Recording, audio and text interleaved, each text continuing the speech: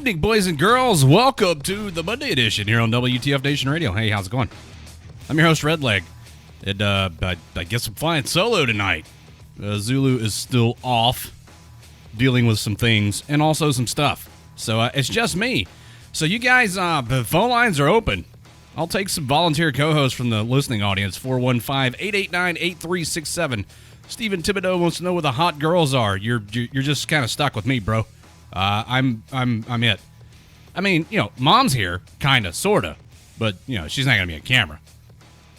No. Sorry, guys. Tonight's guest, Staff Sergeant Will Reinier. I hope I'm saying his last name right. I have not spoken with him on the phone yet. We've corresponded solely through the interwebs. He's the producer and co-host of the All-American Legacy podcast of the 82nd Airborne Division. We'll talk to him, see what's going on over there. Also, we might let you call in and talk to the good Staff Sergeant. He is a fountain of knowledge as it pertains to the legacy of the 82nd Airborne Division. So, we'll have him on. This should be interesting. Yes, there are some hot chicks over in the live chat at WTFNationRadio.com. So if you'd like to go over there, there's that. And Peter wants to know why I'm sober. You know what, Peter? That's a good question. Back before Thanksgiving, I had a couple of shows where I went back and listened to them, and I was too drunk to be doing radio. That's one reason that I'm sober. Secondly, a good friend of mine was struggling with alcoholism and decided to go get help and quit drinking. So kind of as a show of solidarity with him, I also quit drinking. I have not had a drop of alcohol since before Thanksgiving. Check me out. This coffee's pretty good. Do I want to drink? Absolutely. Yeah, I'd like to have a drink, have a beer. Have a shot or whatever. I'm not doing it. Woo! Oh yeah, 82nd Airborne Clean Sweep Master Cleaner. That's a big thing. And the question already about the Marine Corps photo scandal, I plan on talking about that tonight. And I don't have any information in front of me. Everything that I will discuss on that topic is going to be quoted from memory. But I get the gist of it. It's somebody stepped on their dicks over there, collectively speaking. Devin, thank you. Yeah, the issue of alcoholism is not talked about enough in the veteran community, and I feel like it's a serious problem. A lot of veterans, a lot of non-drinkers. I was not a drinker before I joined the military, and I started drinking not long after my arrival at the Great Place in Fort Hood, Texas. And it continued throughout my stint in the military, probably reaching its pinnacle in in Korea, because what else is there to do over there? But hello, Johnny. Hello, Maria. Hi, Carrie. When I got out of the Army and transitioned into law enforcement, the drinking kind of followed. The Army, the drinking was just kind of a social, let's bro down, let's go out and drink and have fun and get fucked up, and it was that sort of thing. With law enforcement, it was used the way I see a lot of veterans using it, to kind of numb the pain. And I know that sounds cheesy and cliche, but I leaned heavily on alcohol to kind of help get some of the images out of my head that I experienced in law enforcement. Never deployed in the Army. I was in a peacetime Army from 1994 to 1998. Never had an opportunity to go anywhere. I don't claim to be anything other than what I was, which is a gun bunny who spent a lot of time in the motor pool and made a few trips out to NTC. Got a lot of respect for you guys and gals who did make it downrange. And I when I see you hurting and struggling with your demons and the PTSD, it hurts me too. I've dealt with it, but in a different way. The things that I've seen and been through are a little different. And so I decided to I decided to start a radio station 2 years ago tomorrow. Tomorrow is this radio station's birthday. We'll be 2 years old tomorrow.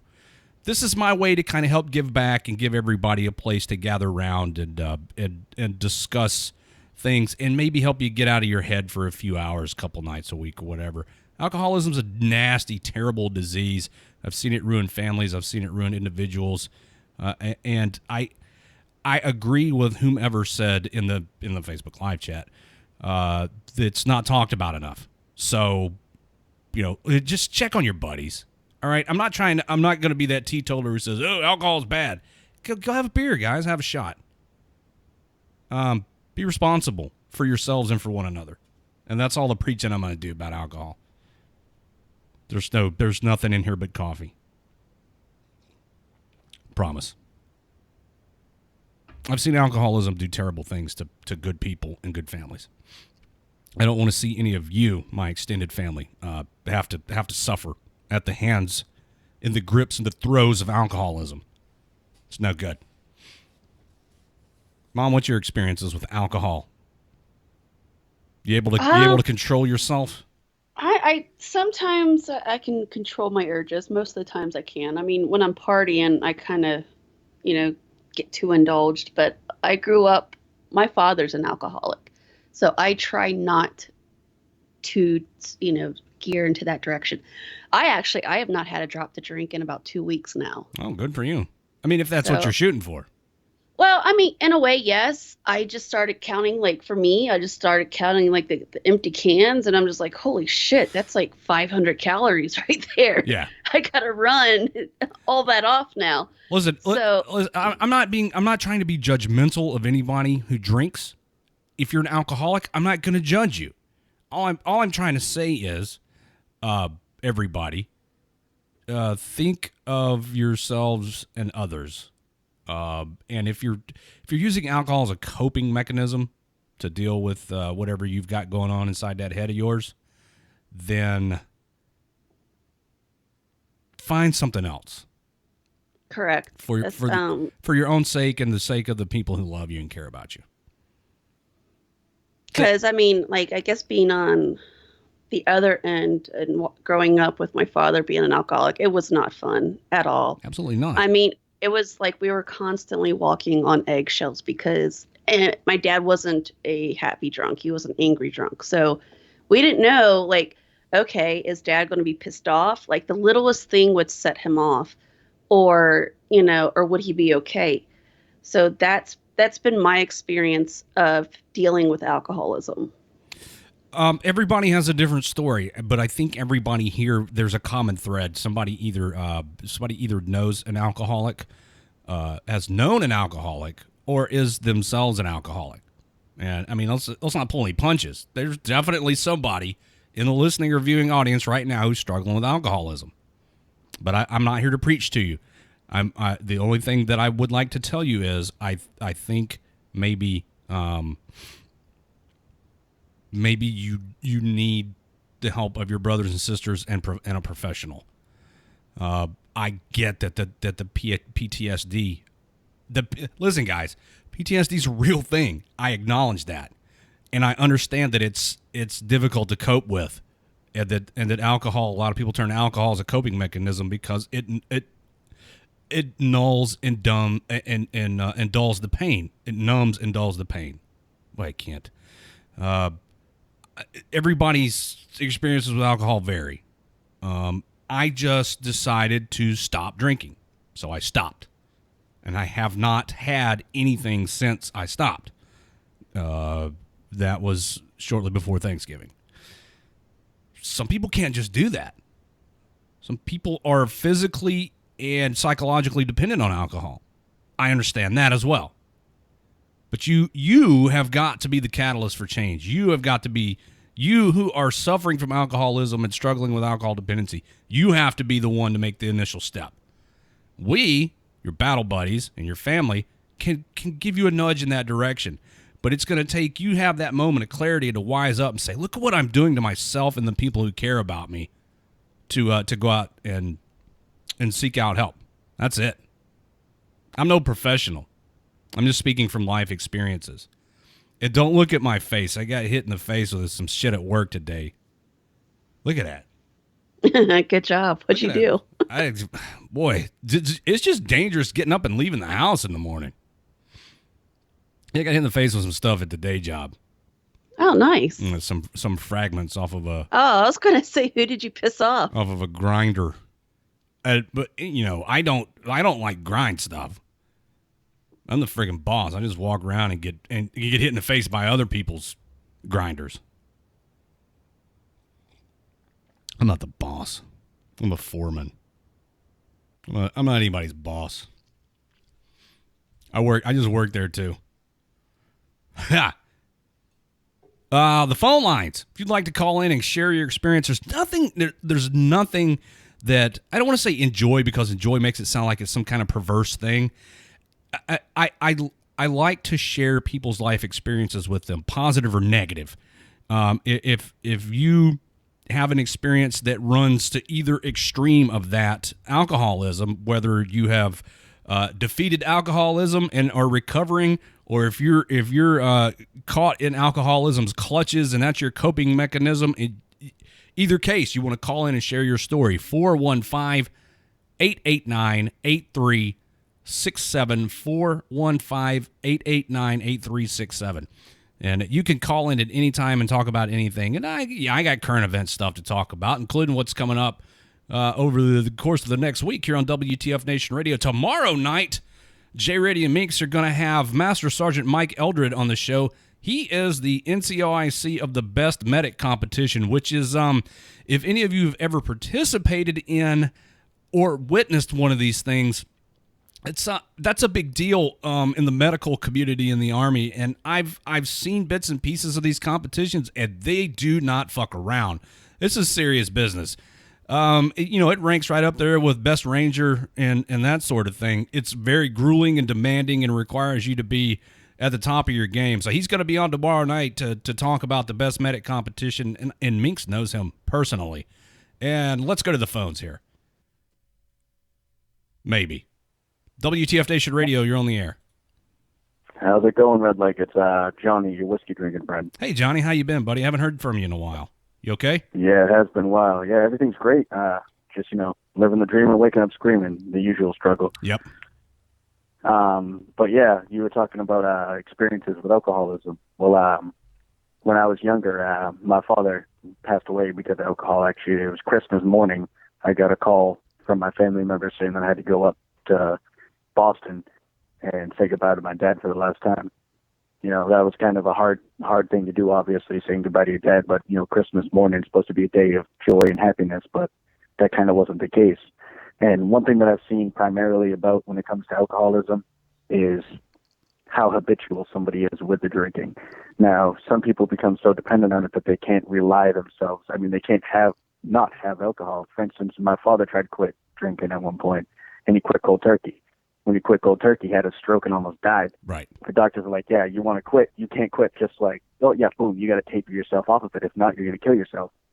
And he tried to taper himself off, and long story short, he couldn't do it.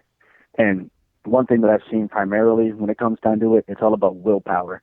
If someone has the willpower and the thought to really want to do it, some people, yeah, they can say that they want to do it, but unless they really honestly believe they can, then they won't be able to actually accomplish their goal. And granted, I drink and stuff, but it's not to an extent in which I wake up in the morning and crack a beer like my dad did. I occasionally drink, I socially drink, like you were saying when you were in the Army. Right. I think you raised a couple of good points. Number one, the person who's dealing with the alcohol problems, willpower does play a large part in it, and that's where your support network comes into play. It is as difficult for an alcoholic to quit drinking as it is for, well, let me reverse the roles here. It is as difficult for people to love and support and help an alcoholic as it is for an alcoholic to quit drinking. It's hard on everybody. So willpower, Johnny, you're right, is absolutely a part of it. But I think there comes a time where you, the alcoholic, and I'm not just saying you, Johnny, I don't think you're an alcoholic. Yeah. You enjoy the whiskey, I get it. Yeah. there comes a point where you have to step back and say, what is the most important thing in my life? Is it this alcohol that has gotten its claws into me for whatever reason? Whether it started as a social thing and turned into a habit, which then turned into an addiction. Are you using it, which is common in our community, as a way to cope with the demons that you live with? Do you just like drinking and one day it became, oh shit, I'm an alcoholic? Whatever the case is, you have to decide, is that more important to you than your family and your friends and the people that care about you and the people that you care about? And these people that are suffering from alcoholism, they do care about their loved ones. But I think a lot of times they got their priorities fucked up. Every time. I mean, I can't count to you how many times being a little kid looked at my dad, being like, Dad, I'll do anything right now. I'll never touch alcohol ever in my life if you quit drinking. Right. Yeah. And he just looked at me and said, I can't. So, I tried. I can't. I mean, it's because he didn't have the willpower to do it. It sucks saying it because he was the strongest man I knew, but he just didn't have the willpower and the ability to do it. He chose liquor over his family and his life, and he knew it. I think there's two sides to this. And guys, I see you calling in. Everybody, give me a chance. I will answer every phone call that comes in, but I got to take them one at a time. So don't give up if you want to call in. Elise, I saw you asked if you can call. You absolutely can call. Anybody who wants to call in. I think there's some very important things that you're talking about, Johnny, and one of them is the willpower to quit drinking. And you said something that your father said to you, and he said that he can't. I believe that's partially true, and that it would have had an adverse effect on him physically, because much like any other drug or substance that you put into your body, I mean, let's not get scientific here. Your body gets used to it. Yeah, exactly. And you take that away, and it's such a shock to your system. That's where the DTs come from. My friend, who I quit drinking with, had a bad case of the DTs when he stopped, when he quit cold turkey. So it fucks you up physically. It fucks you up psychologically. The brain is so prone to addiction. The human brain and the body is so prone to addiction that when this alcohol or other drugs gets its claws into people, man, it's hard to get them out. It's hard to get them out. And I feel for you, Johnny. I really do, that you had to witness your father being destroyed by this disease of alcoholism. I mean, I'm waiting for the phone call. Shit. Mom, you got to go do mom stuff. Why will it not unmute? I can hear you. Oh. Yeah. What the hell? Your stuff's fucked up, broken. I guess so. Anyways, I'm waiting for the phone call from my family, telling me my dad is no longer, with us. I haven't even spoken to my dad for about a year now. I mean, can I interrupt you there for a second? Yes, please. Go ahead, Johnny. When it comes to, that's another thing that has always got me, there's times where, my dad was incoherent to the point that I wouldn't want to talk to him. And some of the last words I ever said to my father were before, I had one conversation with him before this. I mean, after this conversation, right before he passed away. But one of my last conversations with him was, fuck you, I don't ever want to talk to you again. Because I wanted to hang out with him, and I wanted to spend time with him, and wanted to go fishing and do, father-son shit, and he couldn't, because he wasn't ready for it, And I feel like he knew that he was going down a bad path and that it was going to affect me even worse. And that right there, those words, if I did talk to him 3 days before he passed away on the phone, I would have lived the rest of my life knowing that I didn't even try, even though, that I tried, obviously, but that I didn't keep trying, because family is not something you should ever give up on, right, Mom. And like you said, you haven't talked to your dad in a year. Well, even a simple hello and I hope you're doing okay means so much more I've met, I have sent him text messages saying, "Hi, how are you, Dad?" I don't get a response. The reason why I cut my dad out of my life, it wasn't because I did not want, you know, it's not that I don't love him, but it was just too toxic, not only just for me, but for my children too. And I needed to be able to go on with my life and not have to worry, about my dad and upsetting him and stuff like that. I get that, Mom. There comes a I get that point. too. There comes a point where you have to say, he doesn't want my help. I've done all I can.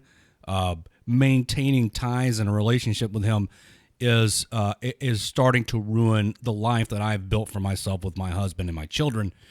That can't be an easy decision to make. Oh, it wasn't because, I mean, when I was 12 years old, I was literally on my deathbed. I was so sick. They looked at my parents and they told my parents to start planning my funeral. And my dad did not leave my side for 2 weeks. And I mean, it was the hardest decision that I've ever had to make, but it was something I had to do because I just couldn't, continue to deal with the toxicity. And at that same time, my father wasn't the only one that I cut out of my life.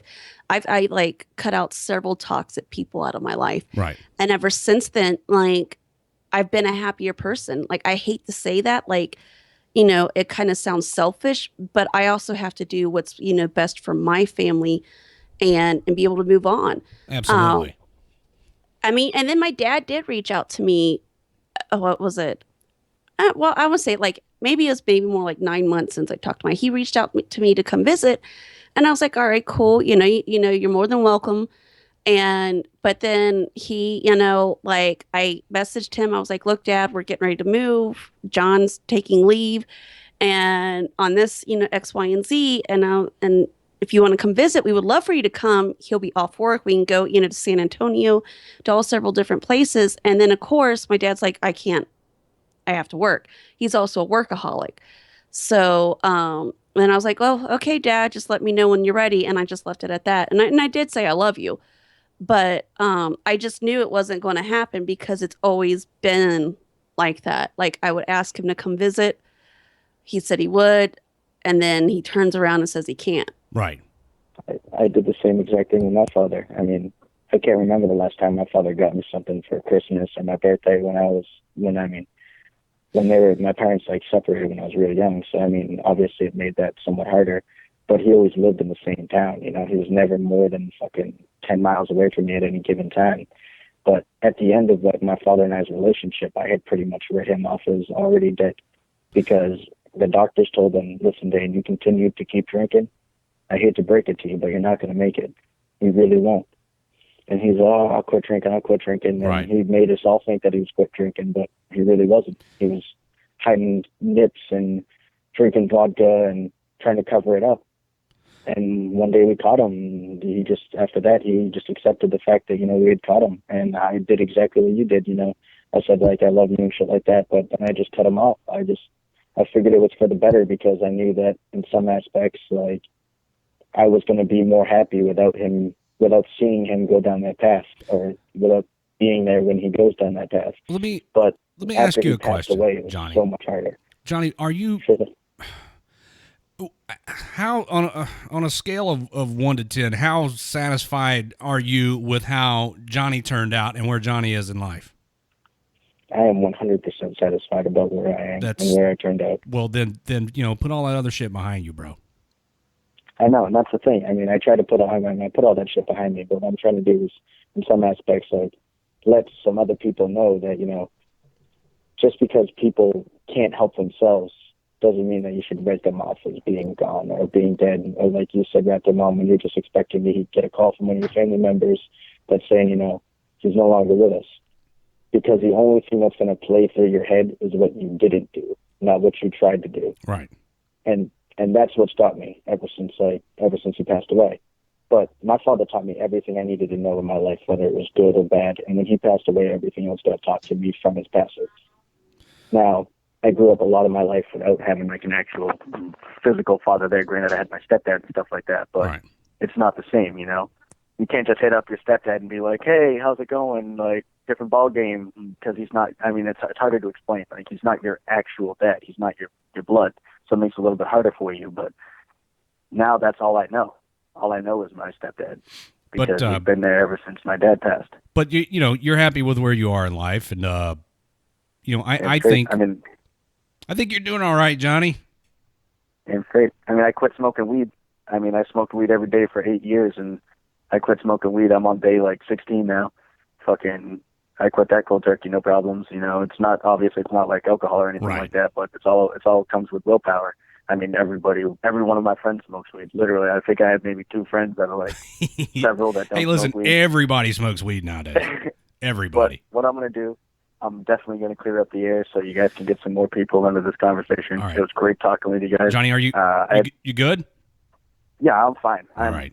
So fine. Like, all right. Hey, I'm glad to see you back. You kind of been AWOL for a while. Glad to see your stupid face around here again. You know it. I mean, I needed to diminish my brain capacity, so I figured I'd come back to you guys. You know. Nah. All right, buddy. You guys have a good one. Be good. All right. Don't do anything I wouldn't do if you do name it after me. Oh, you got it. All right, bye. All right, buddy. Fucking Johnny, been gone for a while. Okay, the phones are cleared up, everybody, for those of you who wanted to call in. McNasty asked a question: whose parents are still alive? Both of my parents are still alive. Both of my parents are still alive. So that's the answer to your question. Let's go back to the phones here. WTF Nation Radio, you're on the air. Who's this? Hey, this is Elise. Hi, Elise. I am a listener. How are you? I'm good. I'm almost at the bottom of this cup of coffee. I'm going to be so jacked up in a minute, I'm going to have to get up and run around. I think I can hear myself in the background. You must have me on in the background somewhere. Oh, yep, you can. There you go. You're muted. How's it going, man? It's going well. Well, I kind of wanted to chat with you about my experience with addiction, I guess you'd say, and not necessarily with alcoholism. Mainly with medication that the VA prescribed me. And I actually started off with Army doctors prescribing me, you know, hydrocodone or tramadol for my hip fractures, which I was ultimately medically retired from the Army because of those fractures. And about, 3 years later than last week, they found a tear in my labrum in my left hip and some possible impingements and things of that nature. Well, rewind back to the medication. So tramadol and hydrocodone and all of that good stuff. It was prescribed and I was taking it and from as a pharmacy technician prior to the Army and as a pharmacy technician after the Army, I know what it does to your body and I know what it's supposed to help with. Well, after I got out of Army, I was moved over to the VA and they're all about covering shit up with medication. So they went straight from hydrocodone straight into morphine. So I was on extended release morphine for 6 months. And, the pain was so bad that, I was taking it and I was taking it as prescribed and all of this good stuff. And then they said, well, you need something for the breakthrough pain, which generally in the pharmacy world, that is what happens. You're on morphine and you're on something low level for the pain, for breakthrough pain, quote unquote. And so I was taking that all as prescribed. And in December 2014, I said, fuck this, I can't do it anymore. So I took myself off the hydros and I went through a small withdrawal. And it wasn't bad. It might have lasted, 12 hours or so. And then in February 2015, 2 weeks before my dad died, I took myself off the morphine. And I went through the worst possible withdrawals I've ever had in my entire worst possible withdrawals, worst pain that I've ever been in my entire life. And that doesn't even compare to the fractures. body shakes, body chills, I mean, throwing up, shitting, I mean, you name it. It was the worst thing I've ever been through in my entire life. And now I get to go have surgery next month, and guess what they're going to give you? Sorry, go ahead. Guess what they're going to give you when you recover from that surgery? Oh, and that's one thing, and I'm not too concerned with it, because my thing with it was I physically didn't crave the medication. I didn't want the medication. It was my brain wanting the medication. Yes. Does that make sense? Those opioids, they alter your body's chemistry to the point that your body needs that. And how weird is it for you, for your body to experience pain because of, even though there's no physical damage? Like you could not be in any sort, you could not have any sort of physical damage, anything that would trigger a pain receptor in your body. But you get strung out on opioids and then quit and experience physical pain because the chemicals in your body have been altered. Your body craves that stuff. And then we run into the issue of tolerance, and you build up a tolerance. So it takes more and more, not to get you high, just to keep you on an even keel. That stuff is, I mean, it has its applications. Absolutely. You're in extreme physical pain. You get an opioid, it helps with the pain. That's not a long-term solution, but for the VA to give you self-administered morphine is insane. Yeah.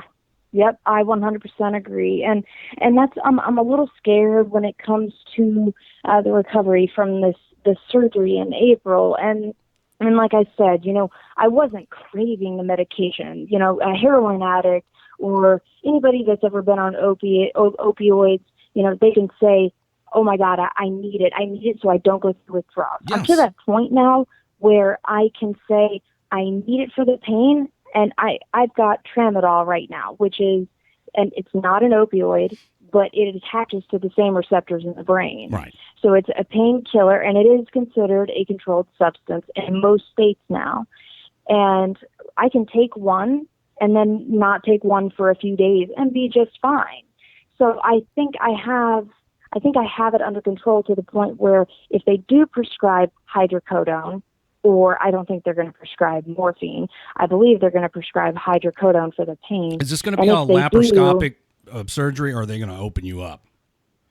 It's going to be, say it one more time. Is it going to be laparoscopic, or are they going to open you up and work on you? It's just the arthroscopic. It's just going to be where they go in and poke holes. Okay. So that's a plus. Yeah. Minimal invasive. I mean, nothing crazy.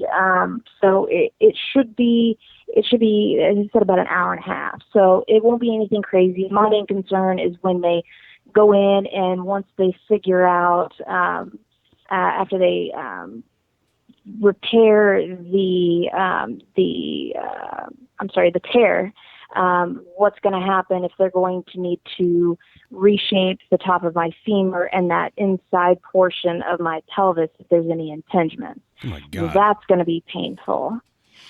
So I'm not too concerned about weaning myself off of or taking that pain medication in small amounts so that I don't have this problem in the future.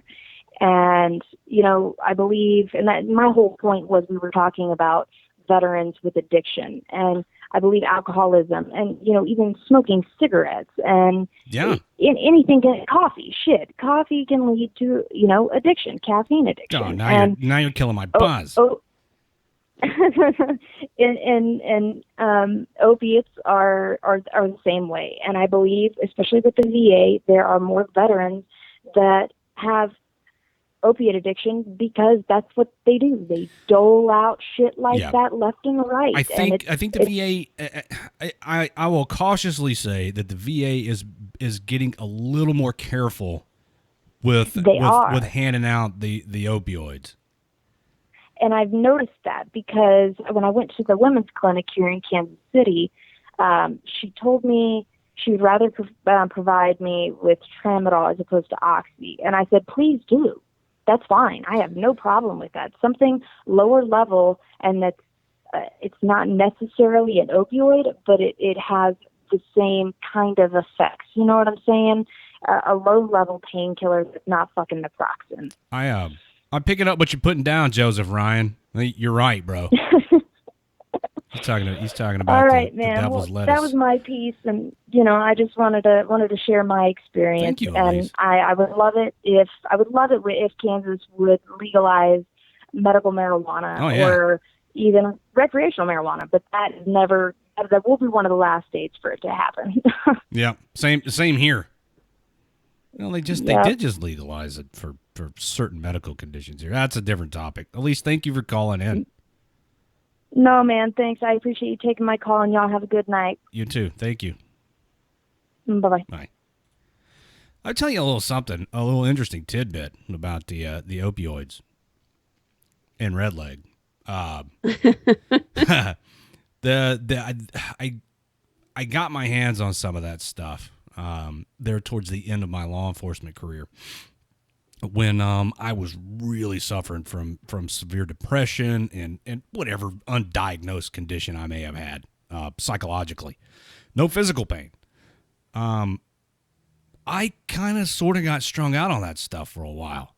And so the opioids like me, and I like them. So I try to stay away from them. If I go to the doctor and they prescribe me 30 hydrocodone and say, take as needed for pain, I'm going to take every single one of them because I like the way it makes me feel.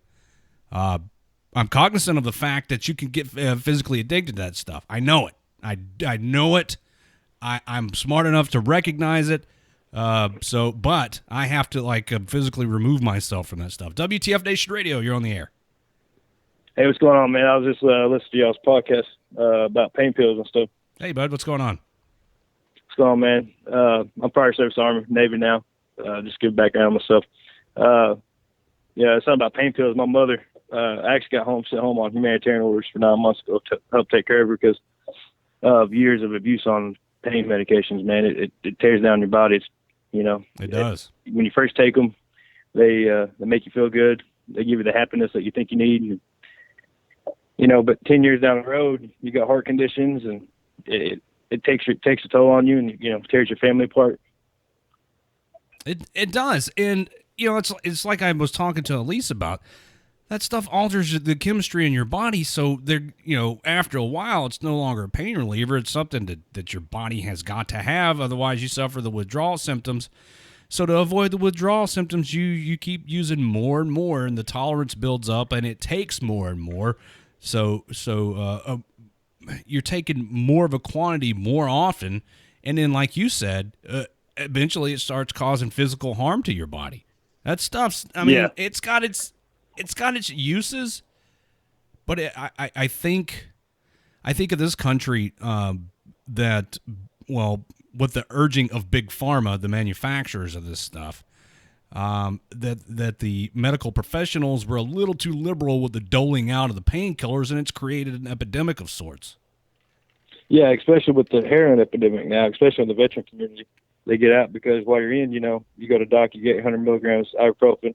It hurts a little more, so they'll give you a little Vicodin, and you get out, and you go to each ER. You go to ERs and ERs and ERs, and finally you go into something that you don't have to go to the ER for, which is easier to get, and it's heroin. And I think that's what helped cause the epidemic that we're seeing in the country now with the heroin epidemic.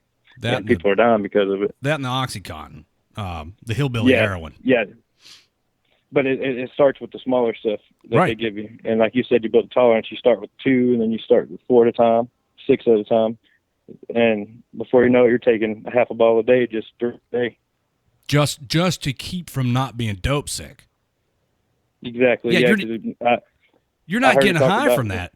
At that point, you're not even getting high. You're just trying to keep yourself from getting sick. Yeah, exactly. Yeah.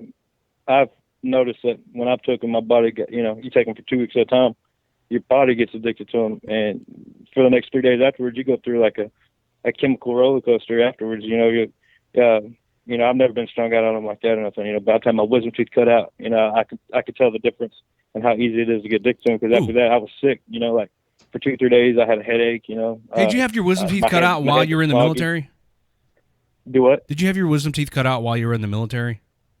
Yeah, I did. Did they give you an opioid? Let me tell you Yeah, about. they gave me a Percocet. Let me tell you about my experience with the. I'm gonna go off on a tangent for a moment. I had my wisdom teeth Go ahead. cut out when I was at Fort Hood, when I was a young PFC. I don't know who this fucking quack was that worked in my mouth. I'm pretty sure this dude did not have a license to practice dentistry anywhere. He fucked me up so bad that he knew that he fucked me up. He gave me quarters for 3 days. And Tylenol 3, which is Tylenol codeine, which makes me itch something serious. But anyways,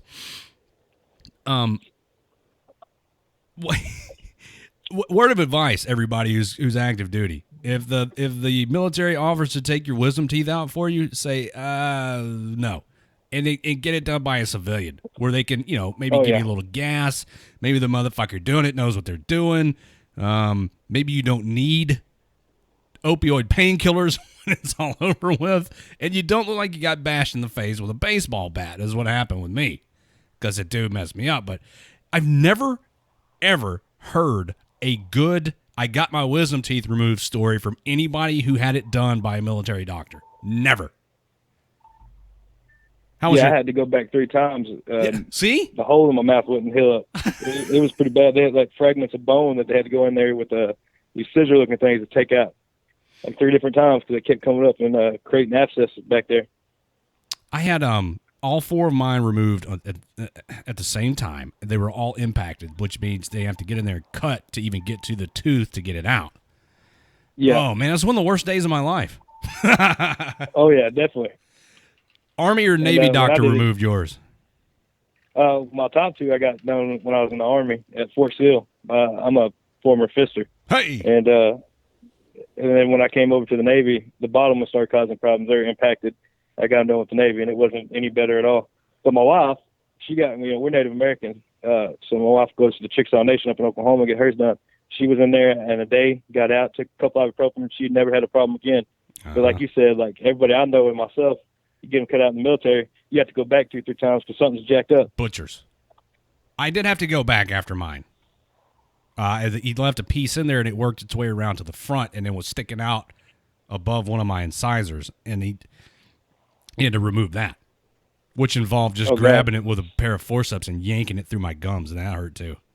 Oh my God! Yeah, dude. I might have nightmares tonight about that. As long ago as that was, I still remember it like it was yesterday. Yikes! Yeah, it's pretty bad.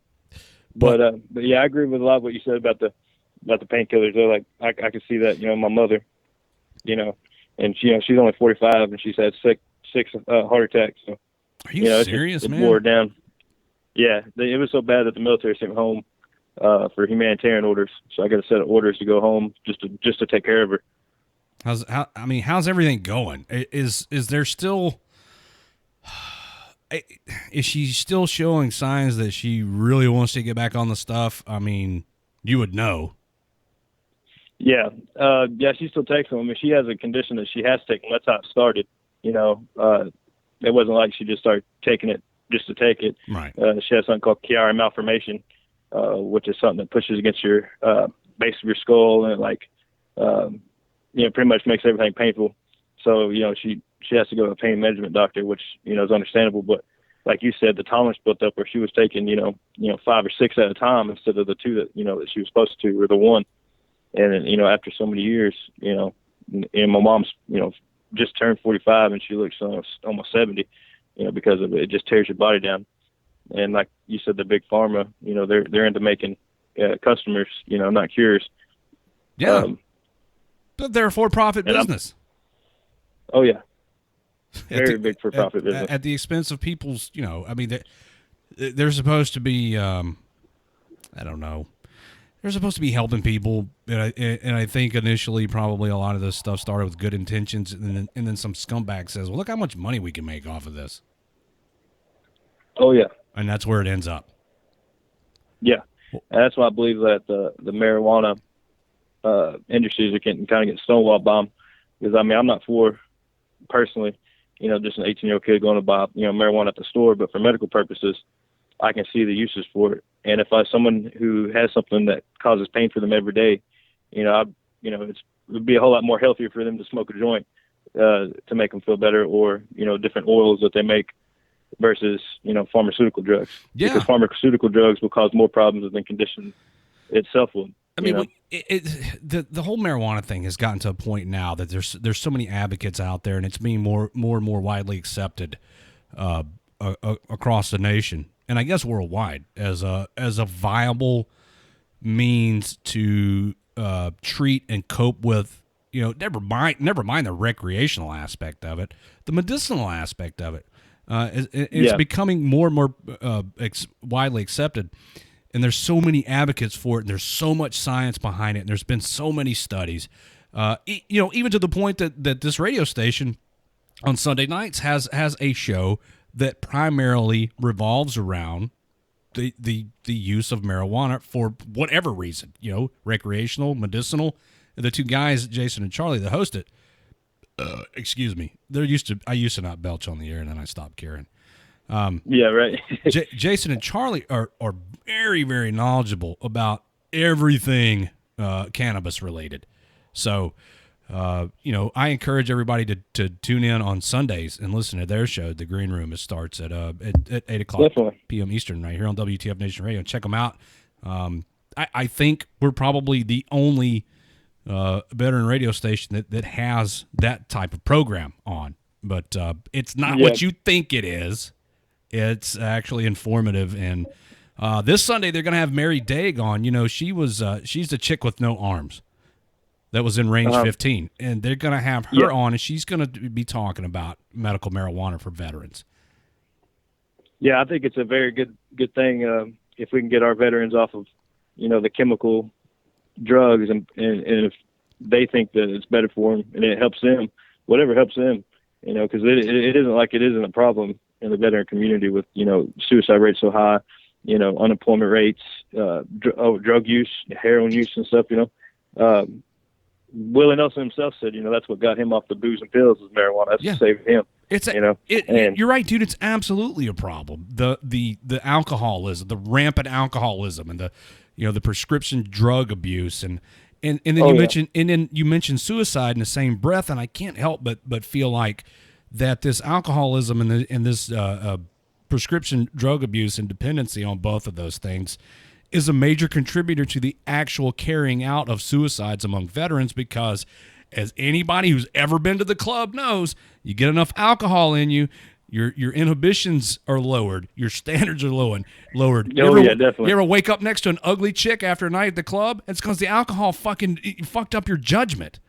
So if you're dealing with depression and you have suicidal ideation and you go out and get hammered, that part of your brain that says, hey, dumbass, don't kill yourself, gets switched off. Yeah, true.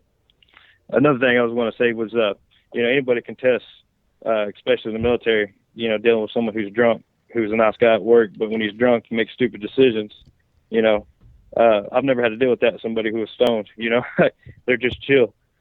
So like you said, that the 9 foot tall and bulletproof comes out when you start drinking. Yep. And then, and then that's what makes them run their careers. And anybody that I've ever known who had their career run over marijuana wasn't because they did anything stupid. It was just because they popped hot on the test, not because they went out and did anything, on their own accord to do, something illegal, or I could say violent or something, It was just because they popped hot, not because they did anything stupid. But everybody I know that got kicked out of the military for doing something stupid, 99% of the time, alcohol was involved. Alcohol or something. Or something. When you mix together,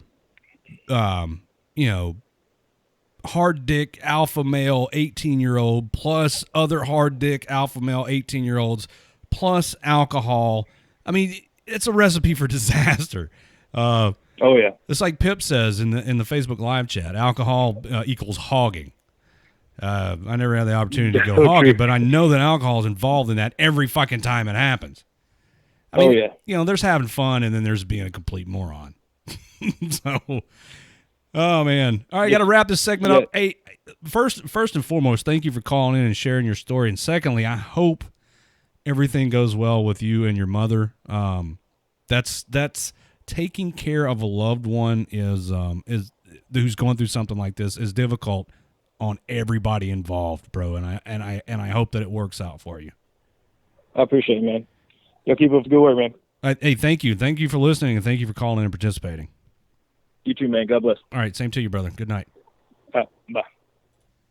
Well, hello, Minx. Why, hi. Is everything copacetic over there in the Minx household? Yeah. Oh, good. Ghost is feeling better. What had happened? He had a really bad migraine. Oh. He doesn't get sick often. So when he does, it's like, ah. Oh, shit. So and he was thinking about going to the ER because his NCO actually sent him home from work. Dude, you need to just fucking go.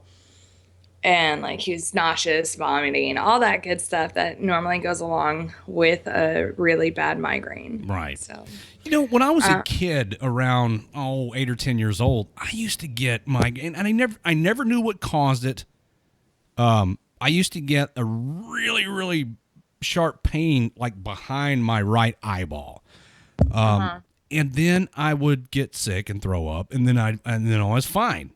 And then I guess I just grew out of it. What the fuck was that? I don't know. I can't tell you about that one.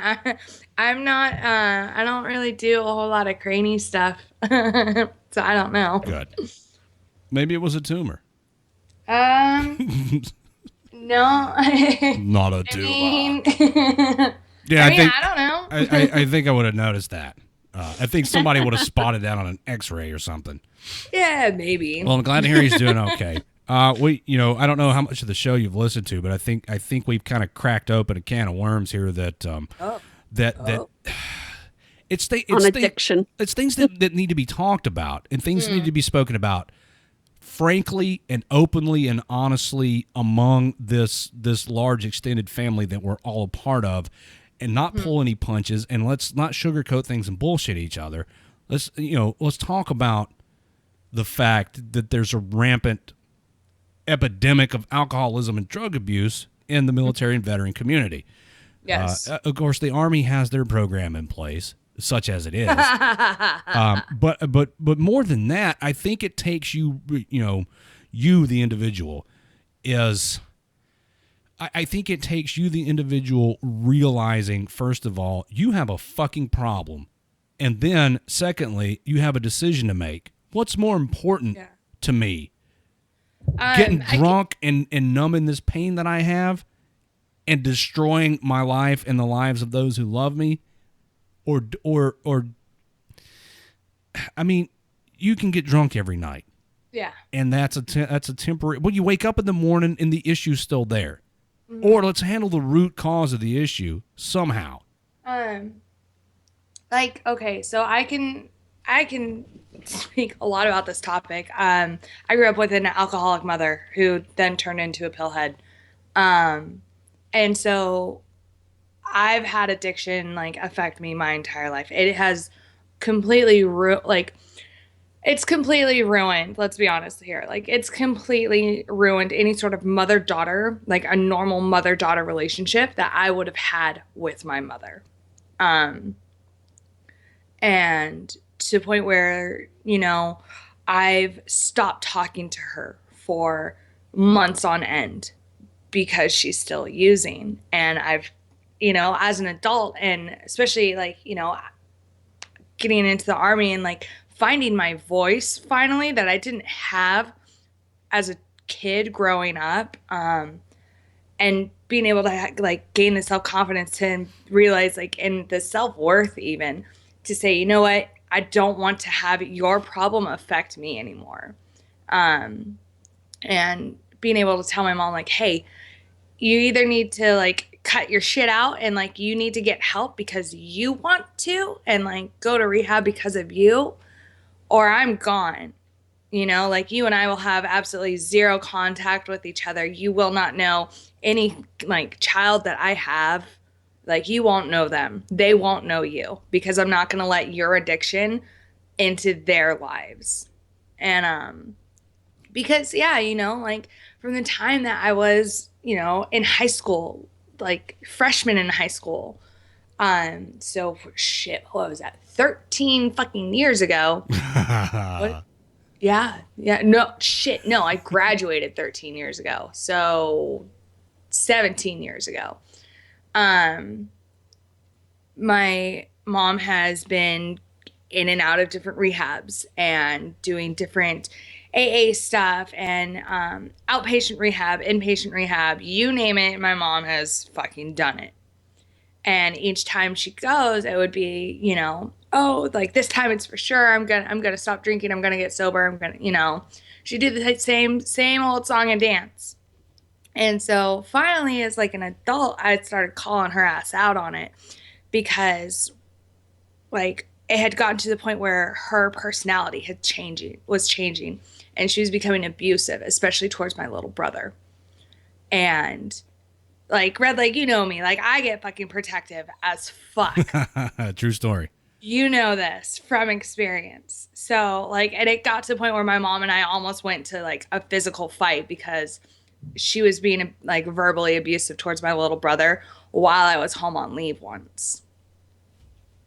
And Not like, cool. I like got in her face and I told her, like, you know, he's bigger than you and he knows like he'll hurt you. And he doesn't want to do that. And I told her, I was like, however, I have no problem putting my hands on you to protect him from you. Like, the fact that I even have to do this is ridiculous. You know? Yeah.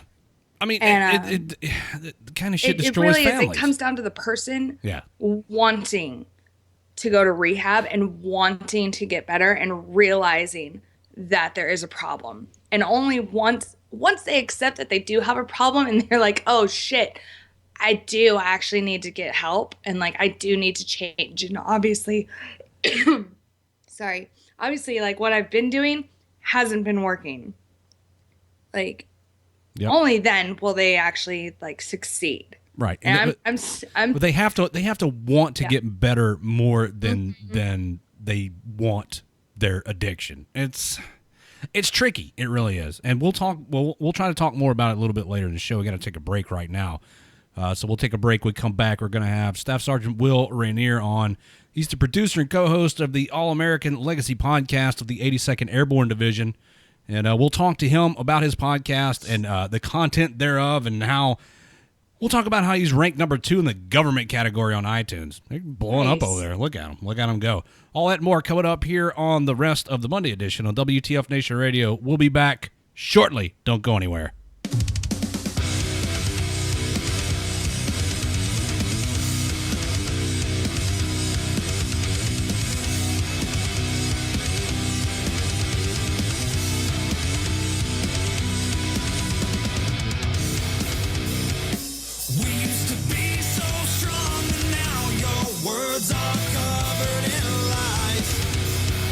Is there a reason for us to make this thing still stay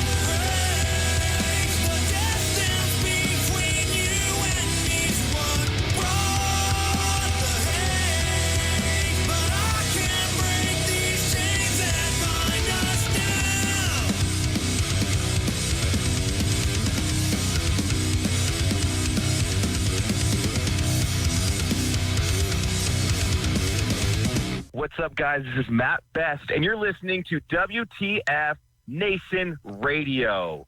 So listen the fuck in. Hey everybody, this is Feisty Minx from What the Fuck Nation Radio. I'm here with Jay Reddy, and we have a show on Tuesday called Thursday Magic.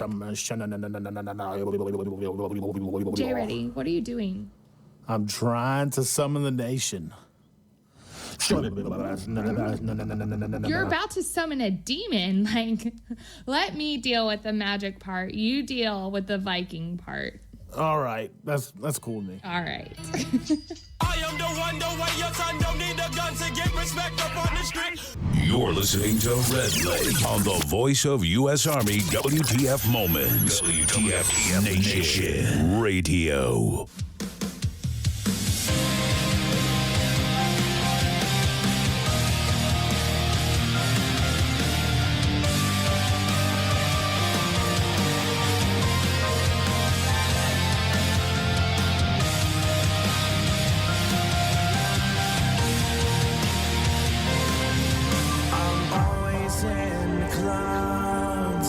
Looking up and fading out, serious shapes I found blow me away. Van Allen right around, pushing through, skin is brown. Nature has us trapped in fear, so I get lost in sound. I wonder if you'll ever know why I am the way I am. I've been thinking a lot about time and space surrounding. Is there anyone who is thinking like me? I've been thinking a lot about life and it's never ending. Is there anyone who is thinking like me? Constellation theme, mapping stars that are meant to be. Geminis are free of suicidal kings. This misty maze of me, so obvious yet never seen. Feeling though the fog will lift to find me lost at sea. I've been thinking a lot about time and space surrounding. Is there anyone who is thinking like me? I've been thinking a lot about life and it's never ending. Is there anyone who is thinking like me? Myself and I am so lost, it's beautiful, far away from life, but I want your visible feeling to be mine. Oh, I just don't get it. When will your heart beat with my mind? I've been thinking a lot. I've been thinking a lot about time and space surrounding. Is there anyone who is thinking like me? I've been thinking a lot about life and it's never ending. Is there anyone who is thinking like me?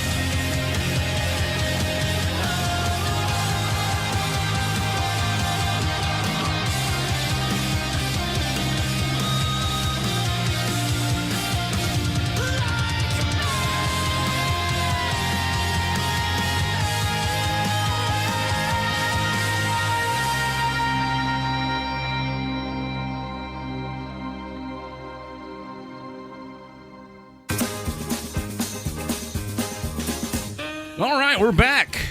Second hour of the Monday edition.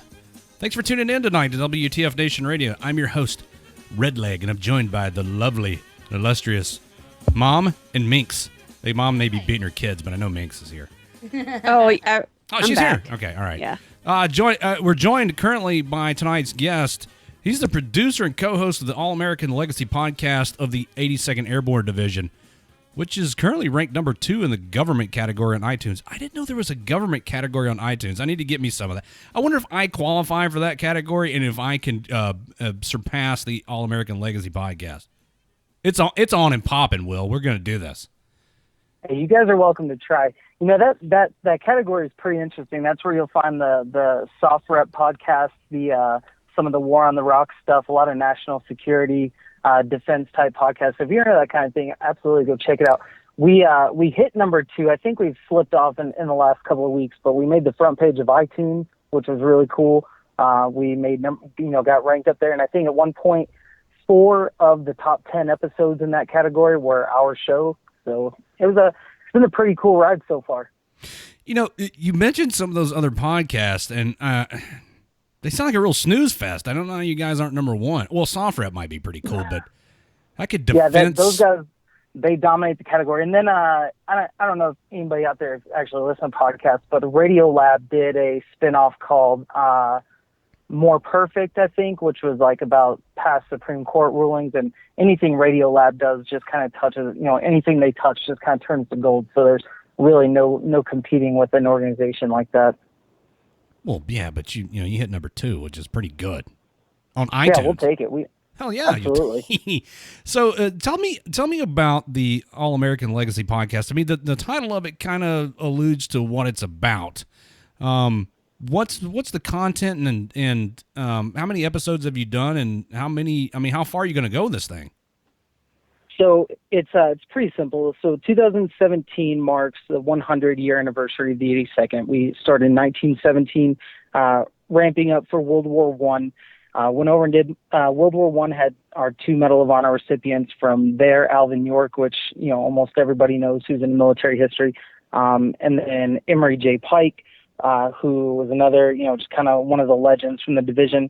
And then we went into this interesting inactive reserve status where it wasn't a complete disbandment. It was just, more of a division on paper.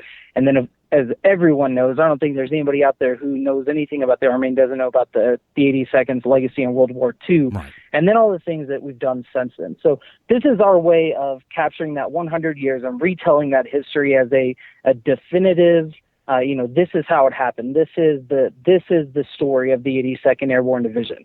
And it's an easy target nowadays. I got it.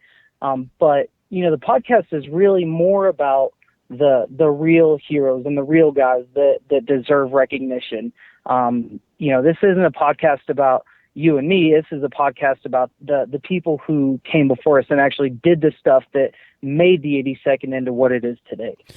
With there being so many units of so many standout units in the United States Army, both present and past, what is it about the 82nd Airborne Division that makes it immediately recognizable, almost like a brand? I mean, it's not a brand, but in the business world, it would be a brand that somebody instantly recognizes with this long storied history.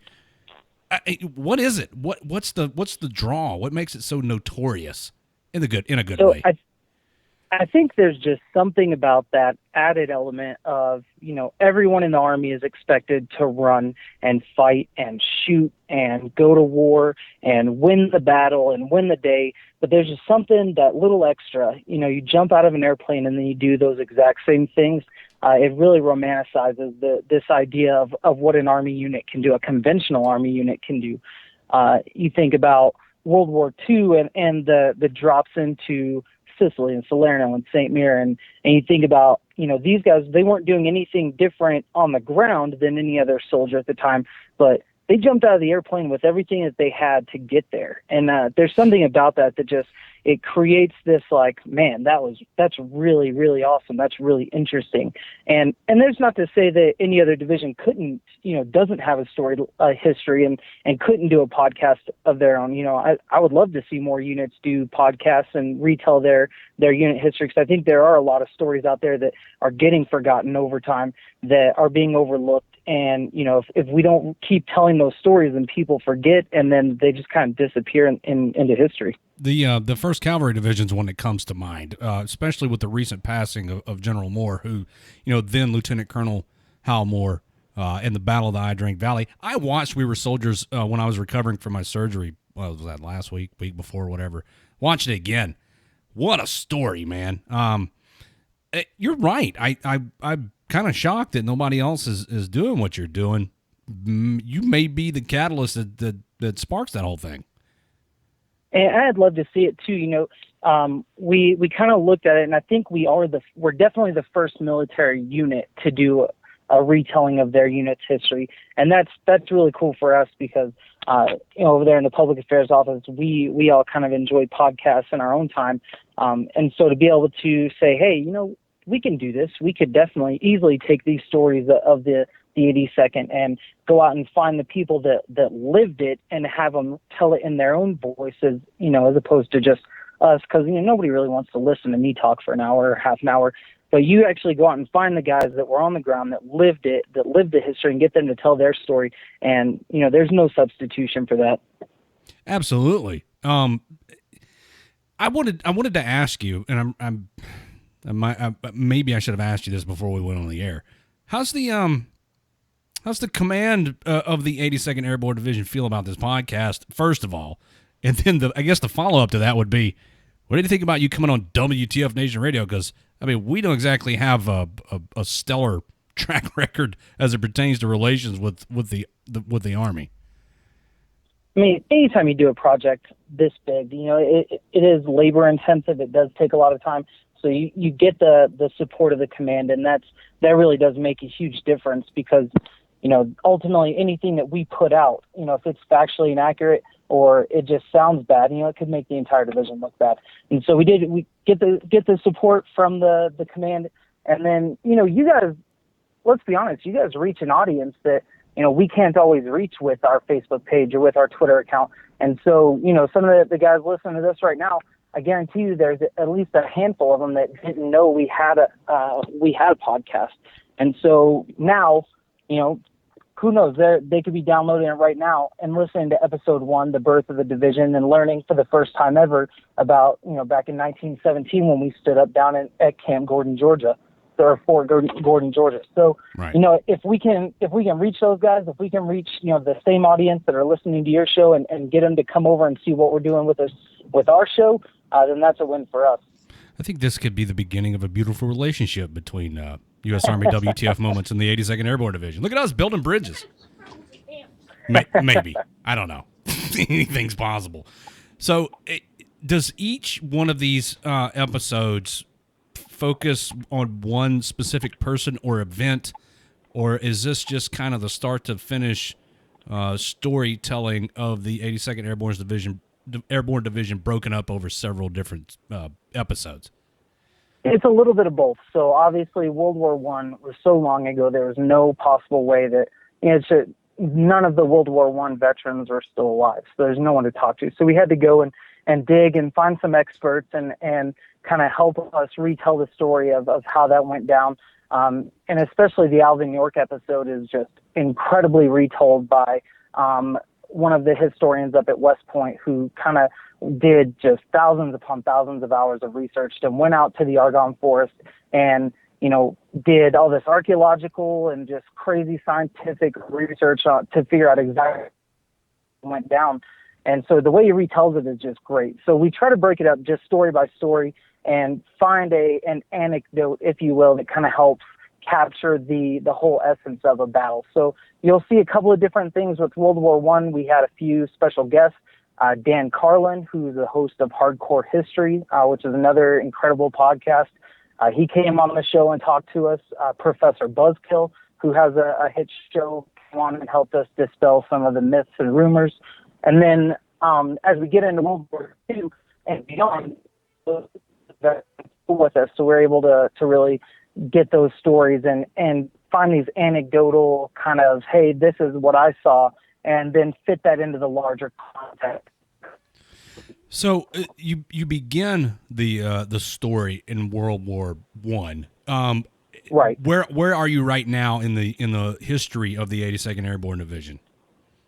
Tomorrow's episode, it'll come out at midnight tonight. It's titled The Best Fighting Unit Outfit in the World, and it is the birth of the Airborne. So this tells how the Army, in all of its infinite wisdom, decided to take the 82nd Infantry Division out of the reserves and why they selected the 82nd to become the first Airborne Division. It's a great story on it, and honestly, it comes down to the training and the readiness level that the division had at the time, which was just very different than a lot of the other units had. So definitely tomorrow morning, the Airborne, it's how the 82nd became known as the division. So was there anybody in this is just rhetorical because I already know the answer to this question, but the listening audience may not. Was there anybody conducting airborne operations prior to the 82nd Airborne Division? Yeah, surprisingly enough, the German army was the one of the first to actually airborne insertion as a method to get to the west. Oh, well, kind of losing your connection's not the greatest. Are you in the middle? Yep, you there? Are you in the middle of a jump right now? No, we are. I'm actually in the middle of a PCS, so it might as well be as crazy as a jump. Boy. So we're in the car. So you got me? Yeah, I got you. Okay. Yeah. So yeah, the Germans were the first to use this airborne insertion method, and then the 82nd Airborne Division kind of followed hot on their heels, so to speak. Kind of. So I guess when they originally invaded Sicily, and again, you got me tipping our hat too much. You got to listen to the episode tomorrow to get the full story. Oh, come on, man, give us a little something. After they invaded Sicily, they decided it was too dangerous. Oh, we lost him again. Damn you, Verizon or whoever, AT&T, Sprint. Which one's the one that sucks nowadays? Sprint. Sprint. You must T-Mobile. be using Sprint. Hey, I've got T-Mobile. He may have one of those leftover Obama phones. Maybe when he's talking to us on. You got me back? Oh, yeah, we got you back. There he is. We were not talking shit. I think this is a ploy for him to not spill the beans about what tomorrow's episode is going to be about. Oh, that's what it is. Yeah. I think AT&T's in my corner right now. We gotta boost those downloads however we can. I'm on to your psychological warfare games, Will. Well, we don't want to give away too much. We'll just tell our listening audience to go over, subscribe to, and download the podcast and listen to previous episodes and catch up to where we are now. And then you got a brand new one to look forward to at midnight. That's it. And you can find that anywhere, really. It's not just on iTunes. If you have an Android phone, you can find us in the Google Play Store. If you're at work, it's on work. Look at AT&T's at it again.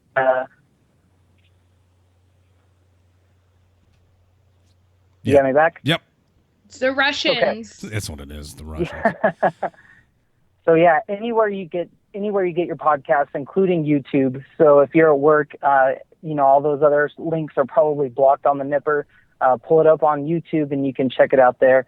But yeah, we're really happy with the product that we put out, and anything that you guys listen to, anybody out there, if you listen to it and there's something that feels off, definitely hit us up on Facebook, social media, and call us out, because that's how we get the story straight. Or we can even better explain it on the show and talk to people about where our information comes from, because we're not using anything that hasn't been vetted and thoroughly researched and isn't historical fact. How much longer, Will, do you see this? I mean, is there an end to this, or is this something that's going to be ongoing for the foreseeable future? So right now we have episodes planned out through the end of May. And then every day there is another episode idea that we come up with, but we're trying to go as chronological as we can. And of course, as we get up into the global war on terror, there's just an untold number of stories out there that people just don't know about. We may not be jumping into combat, but that doesn't mean that we still haven't had our own fair share of heroes and people that have really come out there and just changed the landscape and have impacted the legacy of the division. Is there, before somebody asks, because I know they will, is there going to be an episode on clean sweep, or is you going to skip right past that and get on to the good stuff? Because that's an important part of the 82nd Airborne Division's legacy, is it not? Yeah, hey, we're always looking for contributors, so if somebody wants to get out there and record that, we'll talk. I get it. Oh, my God, clean sweep. You know what? Everybody's got their own version of that, guys. Take it. Everybody calm down. That was one of the first things somebody mentioned when I started the show tonight. They hear 82nd Airborne Division, they automatically think clean sweep. Never mind all the combat jumps and all that stuff. Let's go clean up Fort Bragg. Get out of here. Will, I know you're in the middle of a PCS. I'm not going to keep you because I know you're a busy man. But what I am going to do is tell everybody to iTunes. Now, I know all this because our podcast is available on all these platforms also. iTunes, Stitcher, the Google Play thing, YouTube. I don't know if you guys are on TuneIn Radio, but we're on TuneIn Radio. Oh, look, there's a link Yep, right we got there. that one. Yeah. So, I mean, all you got to do is you put your internet skills to work, everybody. Go out and search. And how long are each of these episodes? They're about 30 minutes. We try to hit around 30 minutes. We would like for them to be an hour, but you guys know as well as I do, anytime you try to do a podcast and if you have any kind of production value, the manpower is just ridiculous. So we shoot for 30 minutes. We'd like to get it up to an hour, but we'll see what happens. Well, that'll give somebody 30 minutes of knowledge, because absolutely, you're going to learn about the legacy of this storied division, which is, nobody. I've never encountered anybody who doesn't know about the 82nd Airborne Division. But yeah, no doubt, and a lot of people are quick to say, well, what about this? What about that? Hey, those units are great too. And if they want to do podcasts, then awesome. Or if they don't have podcasts and you think they need one, then start one up. Right. We'd love to, because it really is about it's not just about us. Every unit has a great history. We're just the ones that are putting that history into podcast form right now. Devin says that he would love to have an honest discussion about how modern warfare and weaponry has made mass airborne units obsolete. Literally jumping a battalion-sized unit into enemy territory in a conventional warfare situation is basically mass suicide, considering the targeting technology today. So there are critics that say that this idea of an airborne division is kind of an old way of thinking, and that it's outlived its usefulness. Is that something that you address or plan to address in the podcast, kind of going in defense of the 82nd? There's a global response force episode in the works, and I think the bigger problem isn't that it's obsolete. I think that people are trying to employ this 1940s tactic into a 2010 2020 war that we're fighting. And you think about it this way, maybe we may never be the tip of the spear and be the first guys on the ground on an airborne jump, but there's nothing to say that we're not going to be the guys that get called whenever it's time to bring in within 72 hours of that initial push to contested territory. So by the time we get there, there may not be, those weapons may not be there. You never know the situation, but the fact of the matter is we're one of the only units that can push a battalion size in 18 hours and a brigade size in 72 hours. So with the equipment and the manpower that we bring along with that, you look at it more, you look at that capability as opposed to, what we saw in World War II, and you definitely see the application of the 82nd. Right. You're on call. They call 911, the 82nd shows up. That's it. Yeah, I mean, I've heard that analogy used more than once. That the 82nd Airborne Division is the 911 force. I like it. That's why we keep it. There's always the global response force has always stood up. There's always a battalion on the ready cycle. So that's kind of our mission. That's what we're here for, is to be able to respond to those types of things. Right on. Everybody go check out the All-American Legacy podcast of the 82nd Airborne Division. My guest has been Staff Sergeant Will Reinier, whose name I pronounced correctly. He is a co-host and the producer of the podcast.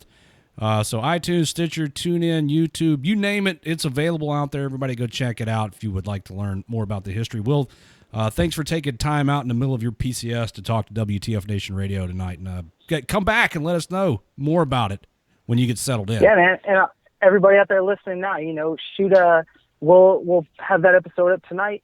Take a listen in the morning and then head over to the Facebook page or the Twitters, wherever you're at, and let us know how we did. Let us know what you want to hear. Let us know what we're doing right, what we're doing wrong. We're not that touchy. We're here to get better and get the story out there. Right on. I'm gonna take a break. Will, can you stand by for just a minute? I got a question from the other side of the room over here that I'm gonna ask you off the air. Sounds good. You may be interested in this. Everybody, we're gonna take a break. We come back. We'll do the bottom half of the Monday edition here on WTF Nation Radio. Don't go anywhere. We'll be back soon.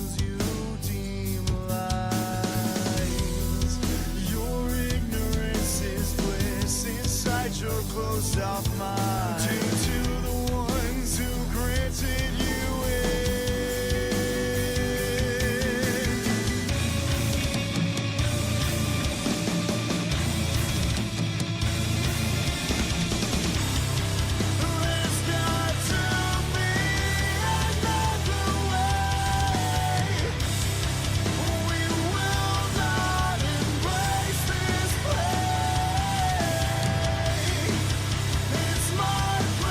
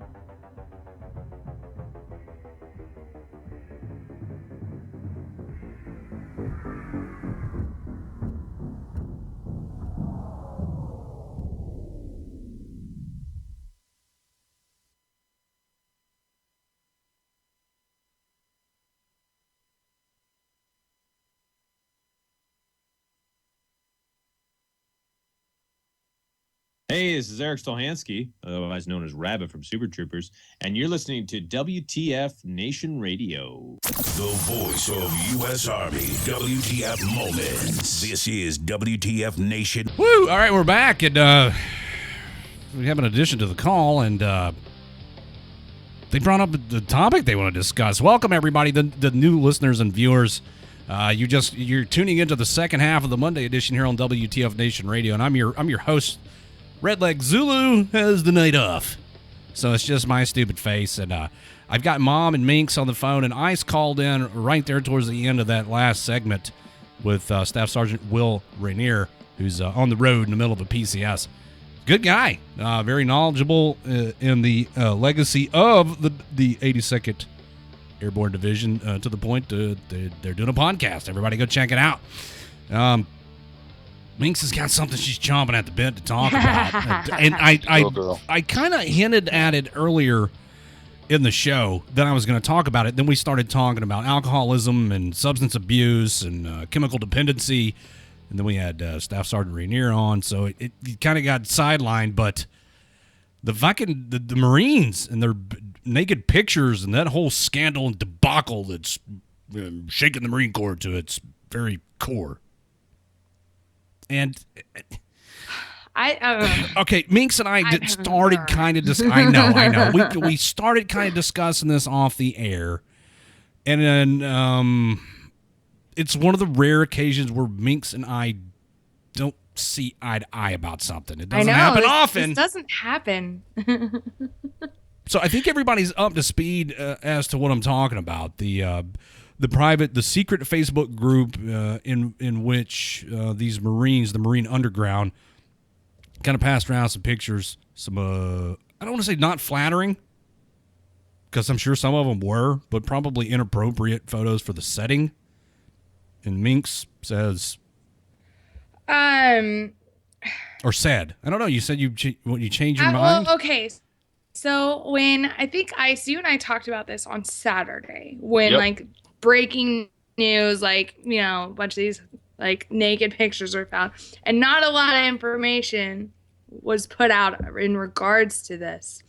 And so Saturday, I was all for, like, you know, these fucking hookers. One, I think were dumb for allowing, like, either allowing someone to take pictures of them in compromising situations, with or without clothes, probably without, you know, haven't seen these pictures. But you know, if you're as a female, like, you need to make good choices, right? When it comes to like letting dudes take pictures of you, have either like having sex with them or like you blowing them or doing something like compromising. Mink, stop. I can only get so erect. And, you know, but I mean, you have to, you need to make good decisions when it comes to this, ladies. Agreed. Up to this point, I agree with you. You know, and if you're not in a committed relationship with someone and you're just like, you know, his fucking fuck buddy or like a booty call to this dude, how can you honestly trust him not to share those pictures? Like, sure, he can tell you left and right all day, every day. Like, oh yeah, no, don't worry, baby. I'm not gonna fucking share these pictures. They're not my eyes only, motherfucker. If it's not written down in like a fucking legal contract, you're not getting any pictures of me, because I know how guys are, and I know that best believe his best friend already has a picture. See, like, it almost sounds like you're blaming the victims. No, not at all. Not at all. So I get the point that you're trying to make, that, you know, you're stupid for entrusting somebody enough to provide them with this type of photograph, or to allow them to take this type of photograph, but and especially in this day of age where it's so easy for said pictures to end up online. That being said, having read a new article today from actually the Marine Times, apparently some of these pictures are sexually suggestive but violently, like to where they were depicting like sexual assault. Well, so now, but I'm like, Wait, no. am I on the air? Yeah, you're on the air. Am I listening? No, to you're you on the air. talking? You're on the air. So now, Minx, it's now that Hi. now that the pictures are depicting sexual violence, now you have a problem with it. Well, They're hookers for fucking posting that. This is fucking was nothing but a damn Marine Corps poor man Snapchat is what it fucking was. And those pages were delivered freely through everything. And that's it. Okay, You're gonna get. Here's the deal, though. Who's on the phone? Okay, first of all, who are we talking to on the phone? Who are we talking to? Yeah, probably. So you're probably right. Just you can call me the hooker. The hooker? Okay, all right. Yeah, sure, fine. That's good. My thing is that when you're an adult woman, you know what you're doing. You know, if you send naked pictures out to somebody, hey, that's your business. And to be honest with you, I think a lot of girls send those pictures out and they don't even care if you pass them around to whoever you're doing it for, because they're patriots and they want to do something for their country because their Marines are doing so much for their country. That's a bit of a stretch I hadn't considered.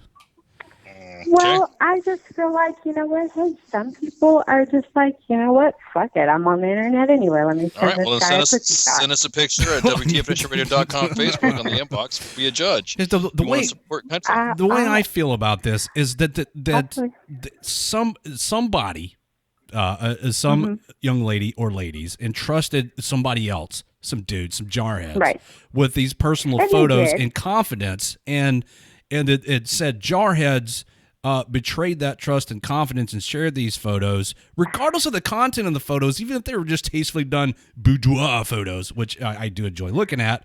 Those were meant for a specific person and not a private Facebook group made up of 30,000 people. So these ladies are victims. True.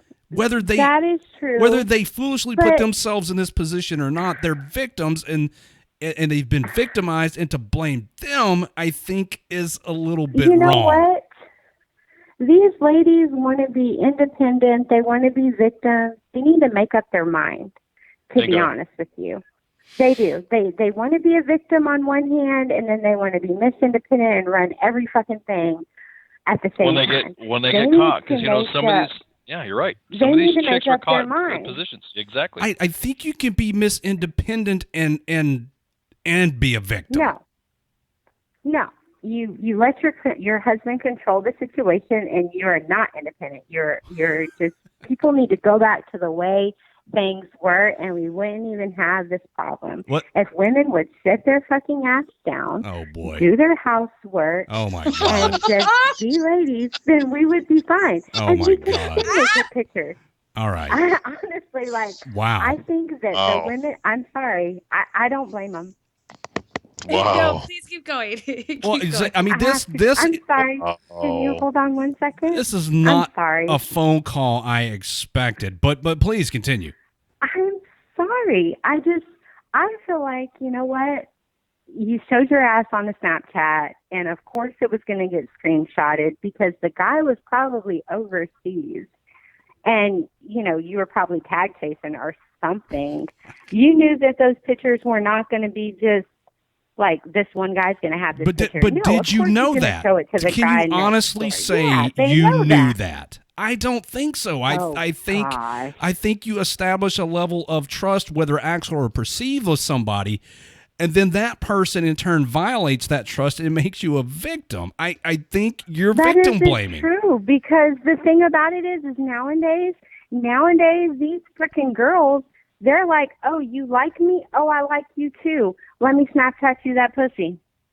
I mean, she's not wrong. Like, that's what they do. She's not wrong. That's how women are. Okay, all right. Do you think Snapchat was created for? I don't necessarily disagree with that. The root of everything I'm trying to get at here, the core of it is that by saying things like this, you're turning this against the people who are victimized.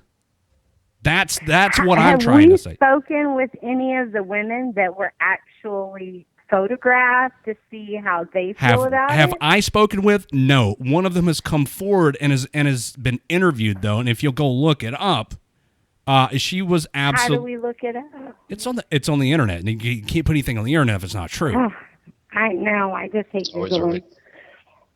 right. I just feel like, obviously, yeah, there are probably some victims in that situation that were talking to the guy for over a year.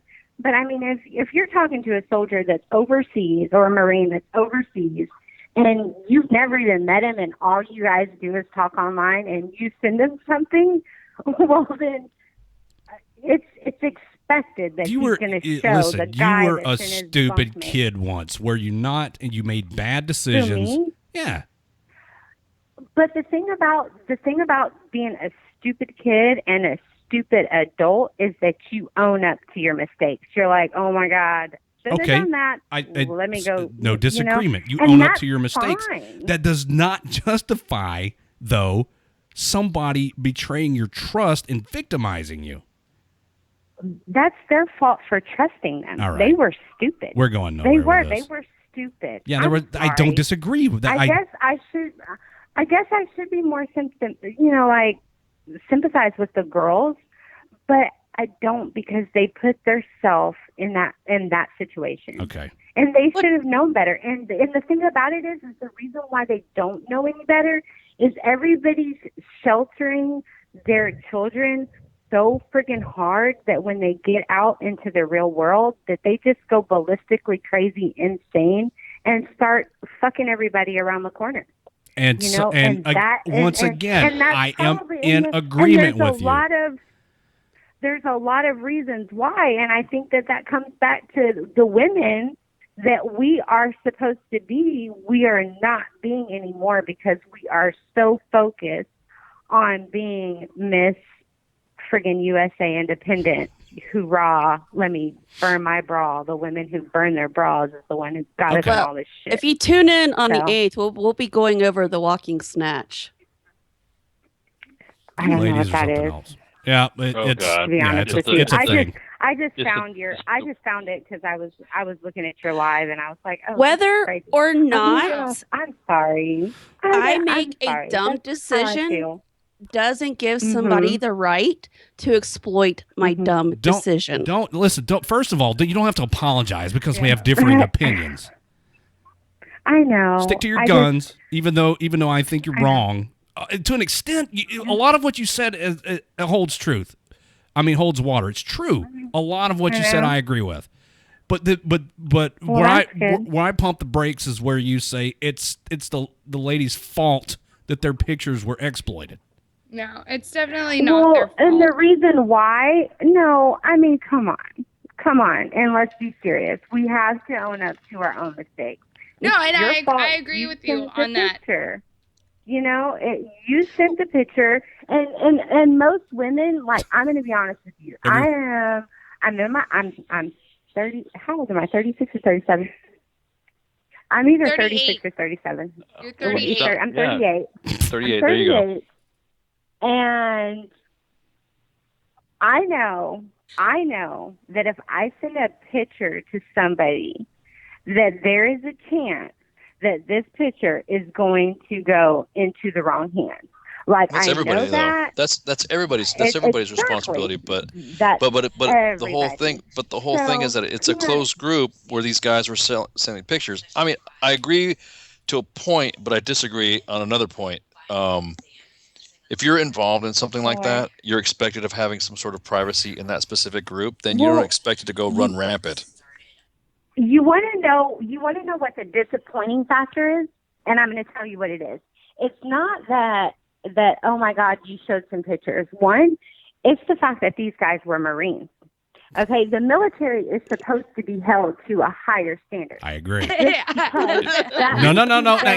No, listen, guys, she's right. So, You're right. So, am I saying that, yeah, it's the girl's fault? But, okay, yes, those guys, they are. But they don't have to be anymore because of the way everything else is. It's all jacked up and nobody knows their place anymore. And that's the problem with our country. That's the whole problem with our country. Our kids don't know their place. Our government doesn't know their place. Our Marines, our soldiers, our airmen, our wives, nobody. So that's how that happens. Like, All right. the Marines should have been held to a higher standard. You're right. True. But they Agree. are held to a higher standard. Look at how and let me open let me open the wait stop. Let me hold on a minute. Let me open this phone line up for somebody else to call in. I think we're starting to talk in circles now. Thank you for calling in. Okay. All right, Thank goodbye. you. Bye-bye. You're welcome. Jesus fucking Christ. The Marines are held to a higher standard. Look how hard the Marine Corps is coming down on these dudes. Yeah, I mean, and I get it. We definitely shouldn't be blaming them. Like, obviously, the blame falls on the douchebags who decided to share these pictures and who fucking violated them. Kurt Ford in the Facebook live chat says it's a two-way street. The dudes should be equally aware of their role in society. What's good for the goose is good for the gander. Thank you, Kurt. The responsibility, I think the responsibility of the blame here falls primarily on these dudes. Was it foolish and poor judgment for these ladies to send these pictures? Yes.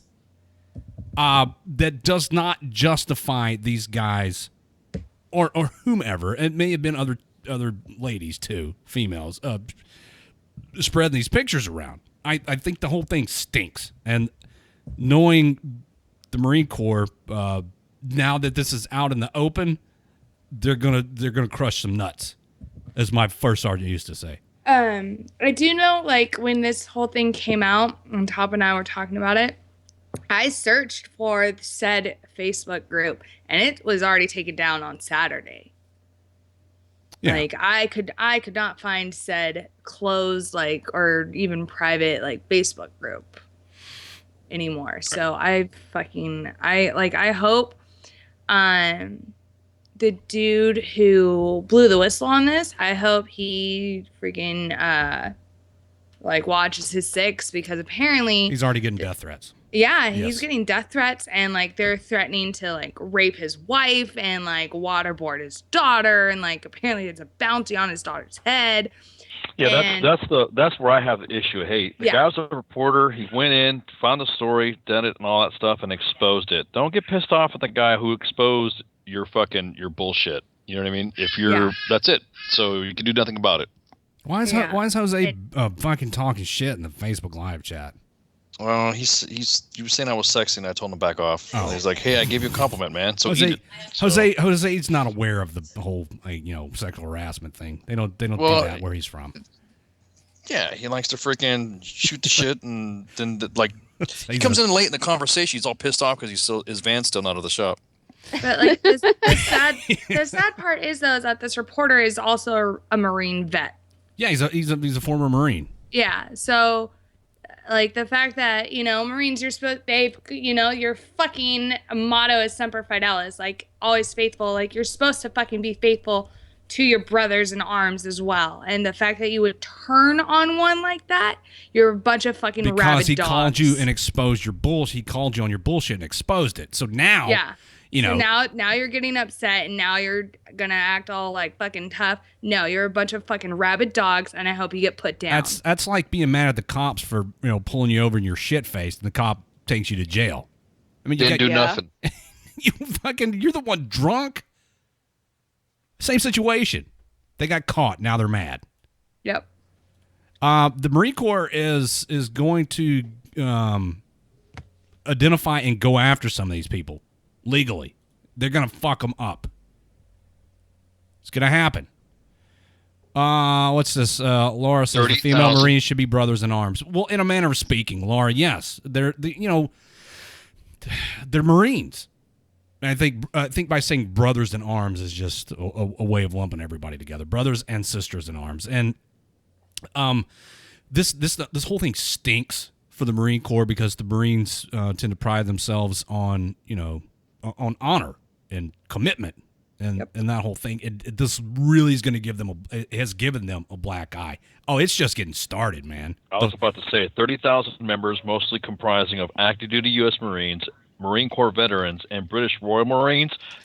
I'm pretty sure there's going to be some senior ranking people companies too. Oh, definitely. Yeah, there's gonna be some fallout from this. Shit's hitting the fan, and right now I think a bunch of them, especially the higher ups, are definitely doing a whole bunch of like CYA and trying to make it their name almost like disappear as far as like being involved in it. Here's an argument that I've seen come up a couple of times, and here it is in the Facebook live chat. The Google Drive, which contained the pictures, was just a small part of it. Most of it was helping brothers in need. Many lives were saved. Sure. But you cannot justify what happened in this group by the good that the group did. In other words, there's no karma involved in here. There's no good outweighing the bad. What happened was bad. You can say, the group has helped people, and that's good. Fine. I sound like Donald Trump using words like good and bad. Get your fucking adjectives together, Redleg.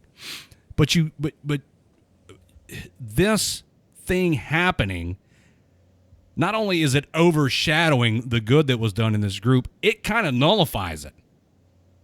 In my opinion, that would be like saying, U.S. Army WTF moments. Look at all the people we've helped with the, we got a dude broke down. Can somebody go help him out? We put it out on the page. They get help.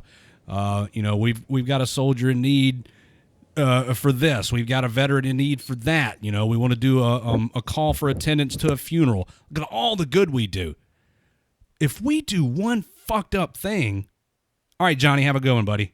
We do one fucked up thing. All that good shit goes right out the window. We've betrayed our integrity. We've betrayed our trustworthiness. In essence, all it takes is for one bad thing like this to happen. Dude, it's over. You have forever sullied the name. It's gonna take some time for the Marine Corps to recover from this. If you do, wait a minute. Somebody just said, I missed that comment. Something about the guy reporting on this and it being a betrayal. I missed that comment.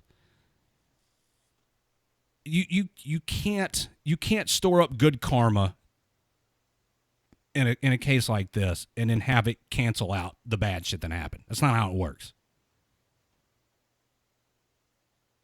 I guess that's what I'm trying to say. It's not like a senior military official hasn't been stuck in the middle of a scandal. Boy, tell me about it. Tailhook 2017. I saw somebody put that in there. Again, now we're trying to lay the blame at the feet of the guy who reported it. He's just reporting it. I've seen the argument that he's only reporting bits and pieces of it. Dude, it doesn't matter.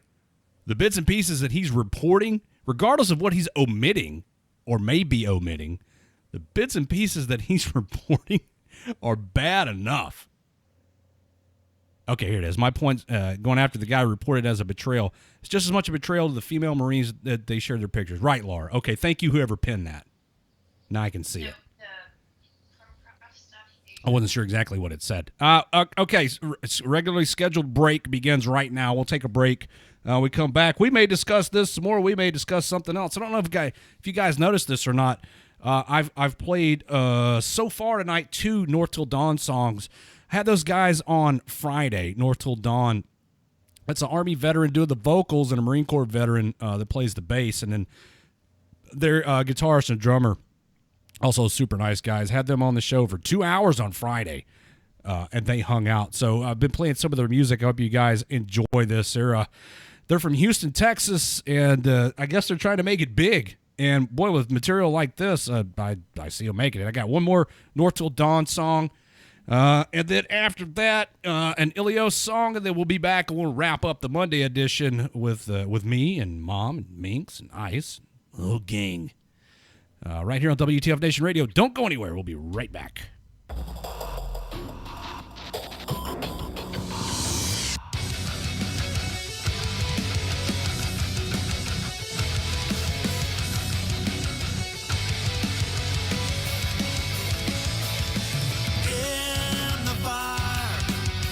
Give to your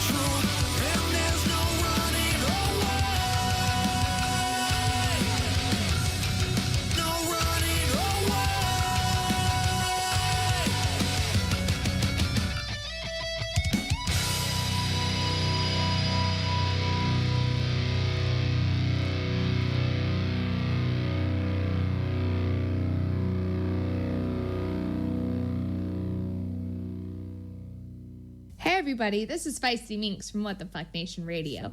I'm here with Jay Reddy, and we have a show on Tuesday called Thursday Magic. Jay Reddy, what are you doing? I'm trying to summon the nation. You're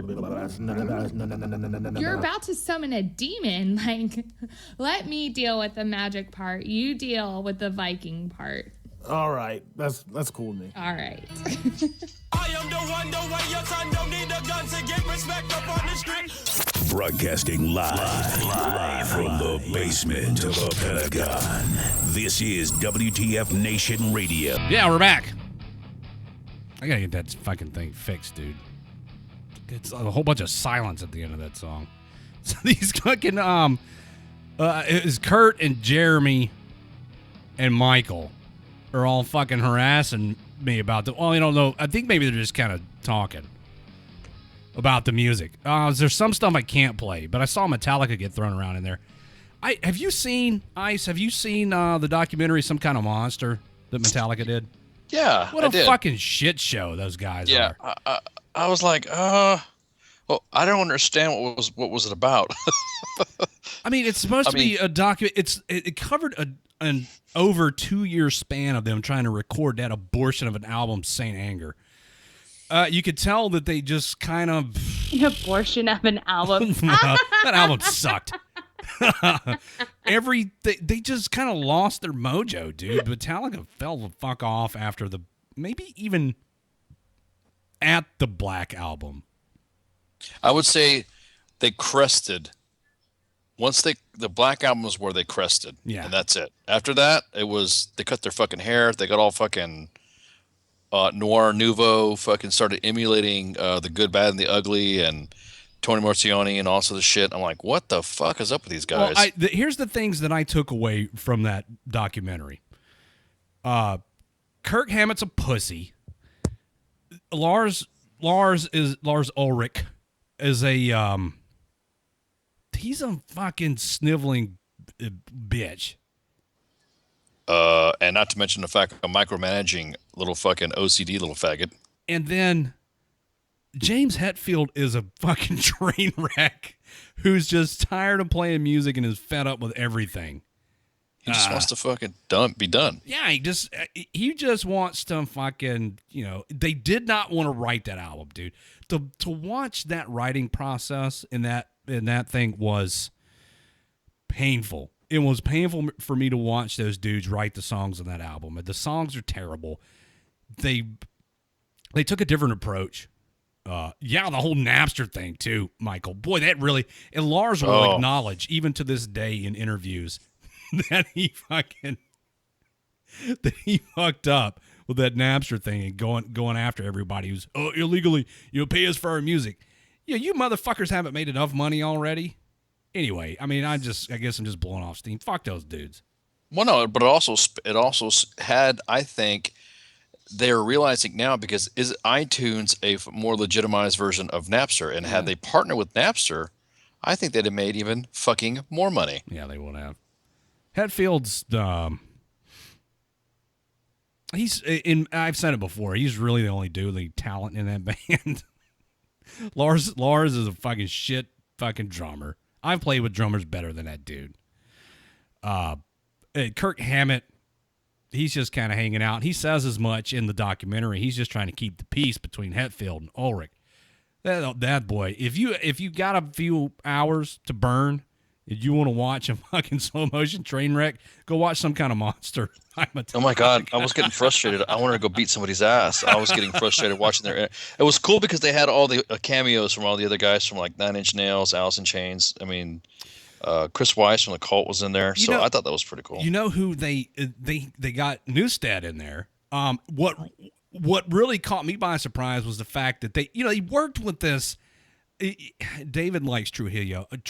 I don't really care for Trujillo. I'm a Newstead fan.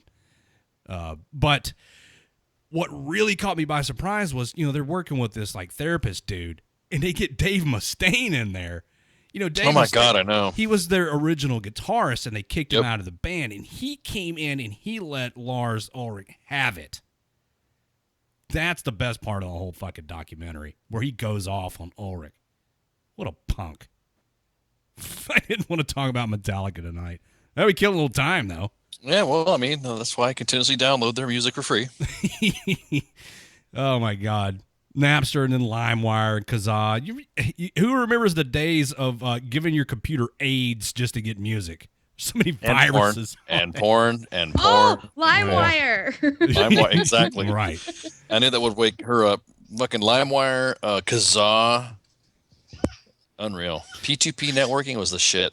Newstead left the band. David says Newstead left because he's the only one with balls who was sane. Newstead, yeah, kind of. Newstead left because he felt like Metallica was going nowhere, and he was not free to creatively express himself. He's like, you know what? Fuck you, motherfuckers. I'm going to go do Echo Brain was a project. Yeah, I was about to say. After that. And then, but Ulrich was, again, he was micromanaging. He was fucking OCD like crazy and was paranoid as shit and was trying to control fucking everything. What a douche. Pepperidge Farms remembers. But tomorrow is WTF Nation Radio's second birthday. Look at us. We're growing up. Okay, good night, Mom. Mom's leaving. Night, Mom. Night. Go I have beat to your beat kids. Some kids. Yeah. Yes. Go Beat them. Beat them little shits. Yeah, tomorrow we're 2 years old. Boy, it doesn't seem like it. Oh my God, I know. So happy birthday to us on tomorrow. We'll do something on Friday. We'll have a birthday party on Friday. Maybe we'll give away some stuff. That'll be fun. We should just give free shit. Oh, tomorrow. Like some good free shit. Yeah. Well, we got some good free shit to give away. We need to talk about that. No, we're talking about the good free shit. Like some of the good free shit pie keeps opening up on fucking the main page. Oh, yeah. Yeah, we got some stuff. We've been holding some stuff in reserve for a while for the birthday. So that's tomorrow's the birthday. Tomorrow night, Jay Reddy and Minx are going to have Master Sergeant Mike Eldred on. Oh my God, I'm so excited. Minx knows him personally. I do. He's my old first sergeant. That's going to be cool. He is the NCOIC of of the best medic competition, which it just sounds like, well, you're best medic comp. Dude, this is a grueling, demanding course where the best of the best get out there and showcase their stuff. It's a prestige thing in the medical community. Yeah, and so he was actually in charge of like planning and constructing and engineering some of the lanes. And if you talk to him about it, and like I'm so excited too. He's kind of sadistic. Yeah, I knew that was coming. But he's a two-time awardee of the Combat Medical Badge, earned in the 75th Ranger Regiment, and a Combat Jump Star. That's a lot of respect coming from this guy. Yes. To that guy. Yep. And apparently Ice knows him, and Ice knows everybody. Everybody's anybody. Ice does know everybody. Right. Wednesday. Wednesday he's... night with Jim Beam. I'm sorry, I just stepped all over you, Minx. No, it's fine. I'm hoping. I really want to because I know he's gonna have a whole lot of really good information to put out about this competition and about just everything that goes along with it and the history of it.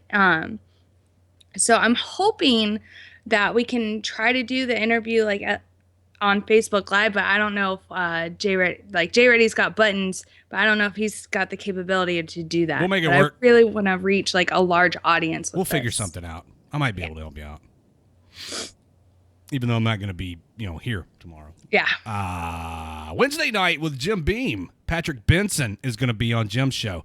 He's the CEO of Warhorse for Vets. Patrick's an Army veteran who served in the infantry from 1998 to 2004. His numerous military operations enable his understanding of the physical and emotional strain on our combat veterans. As a professional horseman, he manages a training and breeding program for performance horses. There are so many ways for veterans and military members who are dealing with their demons and PTSD to get out with like-minded individuals and other veterans and people who are also suffering these things. Get out in public, get out of your head, get out of your house, and get involved in something This is one of those programs, and so I'm looking forward to see what Patrick has to talk about on Wednesday night. And then Ice, who heads up the Sergeant's Time show on Thursdays, what do you got coming up this week? Who do I got coming up this week? What? Oh, shit. I'm sorry. For those of you who have not heard Ice, the shows that Ice does, he leans a little more towards the current events as they pertain to the active duty Army, because he himself is a member of the active duty Army. So he's kind of got his finger on the pulse of what's going on. I've been out of the Army for so freaking long, I probably can't even remember how to do a right face. I probably half right face. I've done a lot of those. I could probably remember that. But, right? I know that move down. I'm so good, I can even do the move that comes after that. David says Ice loves MPs. True story. He does. I do. I love MPs. Big time. Ice loves MPs. Fuck the police. Oh, whatever. So, yeah, Ice has his Sergeant's Time. That's an informative show. Yeah, most of it's actually. I'll be honest with you. Most of it's some. They're not to blow too much per sec, but it actually are my day-to-day activities that happen within the active duty Army. And then once I get some news, I'm going to be finding out pretty soon what my fate is going to be, and y'all are going to get some interesting information coming out pretty soon. Oh my God! Yeah, that's happening. No, Sergeant's Time might be broadcasting from another location. Ooh! I was an MP. Nobody cares. Yeah. Nobody cares. I do, but I love MPs. Like an academy-like environment type thing, Gotcha. possibly. Oh my goodness. Well, that'd be interesting. Sunday night's the Green Room show, and for those of you who are uneducated about the Green Room, it's a veteran 420 friendly show where the theme always has something to do with the marijuanas, which some people think is evil. The thing is with the Green Room, they don't spend the whole time talking about pot. They actually talk about. It's not what you think it is, where it's just hey dude, let's go get baked and roll up a big fatty. No. It's informative, it's educational, and they're going to have Mary Daig on the show this Sunday. If you don't know who she is, she's an Army veteran. She was the EOD tech who lost her arms trying to save others from an explosive device. And I had her on my show one night. Oh, boy, she's a great guest. Well, she's going to be on with the Green Room to talk about her opinion on medical marijuana for veterans, because she spends a lot of time advocating for disabled vets and speaking at various military and veteran engagements. So she is kind of a voice for veterans. It's interesting. It's going to be interesting to hear her take on medical marijuana for veterans. If you still don't know who I'm talking about, she was in Range 15, the chick with no arms. By now you should know who I'm talking about. Wonder Nubs. Hey, Matt. Thank you, Matt. You have a good night also. Wonder Nubs. Yeah, Mary Wonder Nubs. And a week from tonight, I'm going to have Mike the Cop and Officer Daniels on my show. Now, these two clowns, they're going to be on to talk about the organization humanizing the badge. And I've had a couple of cops on in the past. There's a common thread running through all of these cop guests, and it's they're trying to turn public opinion about police officers around and show you that there's a human wearing that badge. On the 17th, they're going to be in Detroit for a big event to bring the police and the community together. So they're going to talk to us about that and just have a good time. So far, all the cops that we've had on that are involved in this Humanizing the Badge project are hilarious. Yeah, they're good dudes. And I like to have the cops on because I myself am a former police officer, so I can kind of relate to that sense of humor they got. But these dudes are big on Facebook, all of them, all the ones that we've had on so far. Going to be a good time. We got a lot of guests, good guests lined up coming up here on WTF Nation Radio. And look at us. We're all grown up, 2 years old, too big for our britches. Yeah, you're actually older than Baby Ice by a couple months. Oh, the radio station's older than Baby Ice. Just by a couple months. March 7th, tomorrow. Happy birthday to us. I got some current event stuff that I didn't get to talk about. I'll pull a couple of those out here. We'll talk about those real quick. This is from Hinesville, Georgia. Police responded to an anonymous tip that led them to find 2 active duty soldiers dead. The anonymous tip prompted police to respond to a townhome in Hinesville on Sunday. Hinesville Police Department Chief Detective Captain Chris Reed stated on Sunday night that the deaths did not appear to be natural. According to the county coroner, bodies have been identified as 21-year-old Malika Jackson and 23-year-old Marquez Brown of Macon, Georgia. Hinesville was about 15 minutes away from Fort Stewart. A Fort Stewart spokesperson confirmed that both soldiers were assigned to Fort Stewart and says our condolences go out to the friends and family of the 2 soldiers. The bodies of those soldiers will be taken to the GBI crime lab in Savannah, where further investigations will take place. I'm not going to speculate. The police are saying that they do not appear to be natural deaths. Lil Kim's up to his usual shit, pissing everybody off. North Korea fired 4 banned ballistic missiles today. They flew about 620 miles on average, 3 of them landing in waters that Japan claims as its exclusive economic zone. The test launches appear to be a reaction to the huge U.S. South Korean military drills that they do every fucking year, and that the U.S. and South Korea consider to be routine, but Pyongyang insists are an invasion rehearsal. Well, they did. Little Kim did say when he launched a couple of rockets last time, and our administration said, "Do that again, fucker, and you will be, meet military reprisal." And then he's like, "Oh, okay, heroic praise. Here we go, more rockets." And the next thing you know, she wants some shit. And the next thing you know, he launches 4 more missiles, like going, "Come on, man, come on, what you gonna do? Huh, praise? Come on, praise." He's punking us out. This fucking dude, man. It's like his sole reason for being is to piss off the rest of the world and tease them. You want a rocket? I give you a 4 rocket. I give 4 rocket. 4 rockets. Pyongyang has test launched a series of missiles of various ranges in recent months, including a new intermediate range missile last month. It also conducted 2 nuclear tests last year. That's something to get concerned about.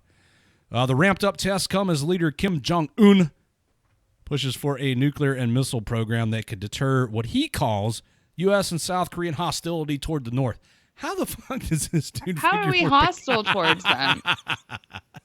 Because, I mean, I'm sure some of our soldiers, look in that general direction, but I'm pretty sure no one's going out there and firing anything. Here's what's going to get some hostility out of us.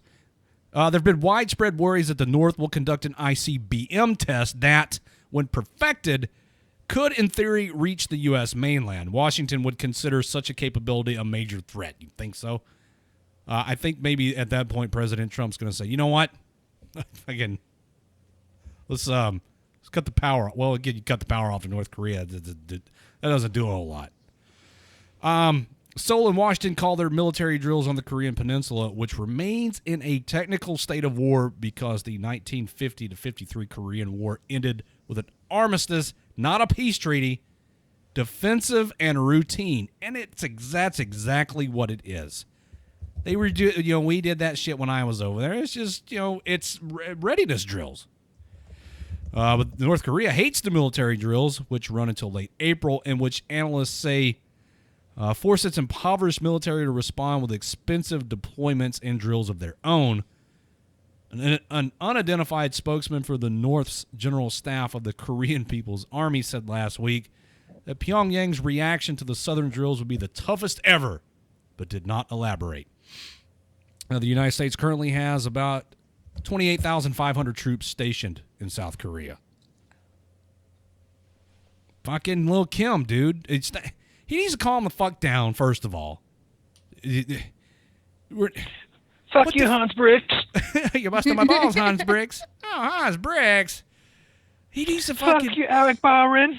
Why I encourage everyone to go on YouTube and pull up some of the documentaries about North Korea. And number one, their propaganda. Number two, the extent to which they have the citizens of that country brainwashed is astounding. Yes. Oh my God. Well, some of it's kind of forced, though. I mean, like really forced. When was it fucking Kim Il Sung? His dad died. Everyone was forced to fucking cry. Oh yeah, Kim Jong Il. Yeah. Kim Jong Il was Kim Jong Un's dad. Kim Il Sung was the patriarch. Granddad? He's the The patriarch. granddad. Yeah. So Right. so he was forced. The people were forced to mourn. So there were people like on cue. As soon as they looked like they're standing right there in the line, as soon as the camera panned over them, they just started like fucking crying like a damn injured fucking European soccer player. Flailing around on the They ground. It's like, he flopped. didn't fucking touch you. Get the fuck up. So the ongoing tensions between North Korea and I guess the rest of the world, even China's starting to get sick of their shit because they're poking the bear, man. They're taunting South Korea, they're taunting the United States, they're taunting Japan. I mean, Japan really doesn't have much they can do. They have the defense force, but they don't have much offensive capability. So they're going to kind of lean heavily on the United States to do something. And I think maybe President Donald Trump's your huckleberry there, little Kim. Keep on fucking around, bro. It'll be huge. It's gonna be huge. Right? Yeah. Shit, I think even Russia might help us out with that one. Maybe. No, actually, China has actually told fucking Korea to knock their shit off too. That's Oh, true. good. And everybody's under the impression that China and North Korea are these real tight, allies. They're not. Well, no, because China doesn't want any fucking problems. But if Lil Kim keeps his shit up, then out of South Korea is going to come. He thinks this is a rehearsal for an invasion. He's going to fuck around and get an invasion if he's not careful. Mm-hmm. Just stop blowing all your money on the military, Lil Kim, and because you're scared that the South is going to invade you. And how about invest a little money in your infrastructure and your impoverished citizens? Place is a dump. But that's the whole thing, though, behind, quote, communism, unquote. They don't spend any money on their infrastructure and, like, What a load of shit. doing anything. North Korea's days are numbered. They also let their spillways deteriorate too. Oh no, wait, California does That's that. California. Wait, shit. Yeah, we haven't heard much about Dam Gate out of California lately. Right? Well, that's because there's a new smoke screen going on. Steve in the Facebook live chat says China recently moved 1,000 troops to the North Korean border. That can be interpreted a couple of ways. I think it's maybe a warning to Lil Kim to knock it the fuck off. Chill the fuck out or we're gonna fucking invade you. Chicago nearly went a full week without a fatal shooting. Nearly. Aww, Chicago, you tried. The Chicago Sun-Times and the Chicago Tribune reported the city had passed such a milestone on Sunday morning for the first time in more than 5 years. However, that was before the Cook County Medical Examiner's Office on Sunday afternoon reported the homicide of 22-year-old Antoine D. Watkins from multiple gunshot wounds. Guilty. Police say they found him lying face down Saturday in a vacant lot about a block from where he lived, the Austin neighborhood on the city's west side. Before that fatal shooting, the last one occurred on February 26th. The newspapers report the city has recorded more than 100 homicides so far in 2017. God damn, and we're only in March. Keep it classy, Chicago. Fuck. We're we're only in March, like beginning of March at that, and we have over 100 homicides in Chicago. But gun control fucking works, right? Yeah, Chicago's a case study in gun control. Right. It's not working. Look at all the violent crime committed with firearms in the city of Chicago, where firearms are outlawed. Right, it's fucking ridiculous. And people accept that. The first thing they'll go is because you got all these guns in the city. If people were, I don't know, fucking the citizens were armed, because it's all. I mean, everybody knows it's the criminals doing it. Yeah, exactly. Steve in the Facebook Live says we should start shipping the miniguns. Systemic racism. I don't know what it's going to take to get things under control in Chicago. Everybody seems to be painfully aware of the problem there. The mayor, the police, what do they have, a commissioner or a chief? Whatever. Same difference. You're either going to have to come down harder on the ones that are caught with guns instead of, letting them testify against their buddy who's selling dope for a lesser sentence. You're really gonna have to bolster the police force and then give them the tools necessary to go out and handle the problem. You can't say, well, we have a problem with guns and crime in this city. Cops, go get them, but don't use excessive force and don't shoot any unarmed black men and don't let the protesters block the road whenever they want to. Leave them alone. You can't put a bunch of restrictions on the cops. As long as they fall under the auspices of the Constitution, the Fourth Amendment, don't use excessive force. Actual excessive force, not perceived. You can't tie their hands. Let them go be cops. Assuming they want to. Right. They might just be fucking doing their 8 hours hiding at the, sitting in the parking lot at the Exxon. And going home. If I was a cop there and not allowed to do shit, I'd just be patrolling. I'd just be driving around. I wouldn't stop. I'd turn on my lights. I'd run code to run the red light and fucking just it. You spend 8 hours with your lights and siren on. That's it. Just running around like, oh, there he goes. There goes Officer Ice on the move. Where are you going? Fuck that. I ain't stopping. These motherfuckers are going to cap me because I can't do anything back. That would be an interesting shift. All day, every day. I don't know. I don't know what it's going to take to get the problem under control there. Just give everybody guns, maybe? Let the problem sort itself out? I don't know. Definitely the Old West. Yeah. Oh, somebody dropped the race card in there. It's white people's fault. Of course. Oh, wait, I like this one. My boss has one on the top of his house with a crows.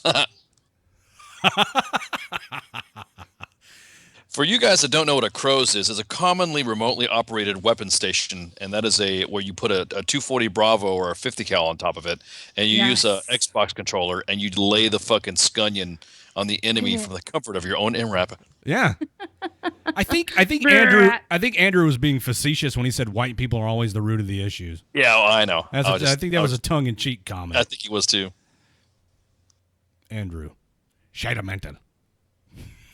I love saying that dude's last name. Scheidemantel. Ja. Welcome, Andrew. Oh, keep up the good work, Chicago. Right. Stay classy. Here's a story about some dudes ripping off the military and the government. You want to hear about this? I mean, yes. Two brothers who own a military supply business, a civilian army employee, and two others have been charged with a $6 million scheme to overcharge the Defense Department for Humvee window frames. What? All fucking parts? A Humvee window frame? Thomas Buckner. How random is that? Oh, it gets better. Thomas Buckner, age 65 of Gibsonia, Pennsylvania, and John Buckner, age 67 of Lindora, Pennsylvania, scammed the U.S. Army Tank Automotive Armaments Command out of the money with the help of a shell company and kickbacks. The Army agency, also known as TACOM, is based in Warren, Michigan. A civilian employee there, Anthony Shaw, is accused of accepting more than $1 million for helping the scheme. Prosecutors said the scheme worked this way. The Buckners co-own Ibis Tech, a Butler company that had contracts to supply aluminum window frames for Humvees. The brothers created another company called Alloy America that was supposed to be manufacturing the window frames that Ibis Tech would then sell to TACOM. But instead of doing that, the Buckners had Alloy American purchase the frames for $20 each from a Chinese firm.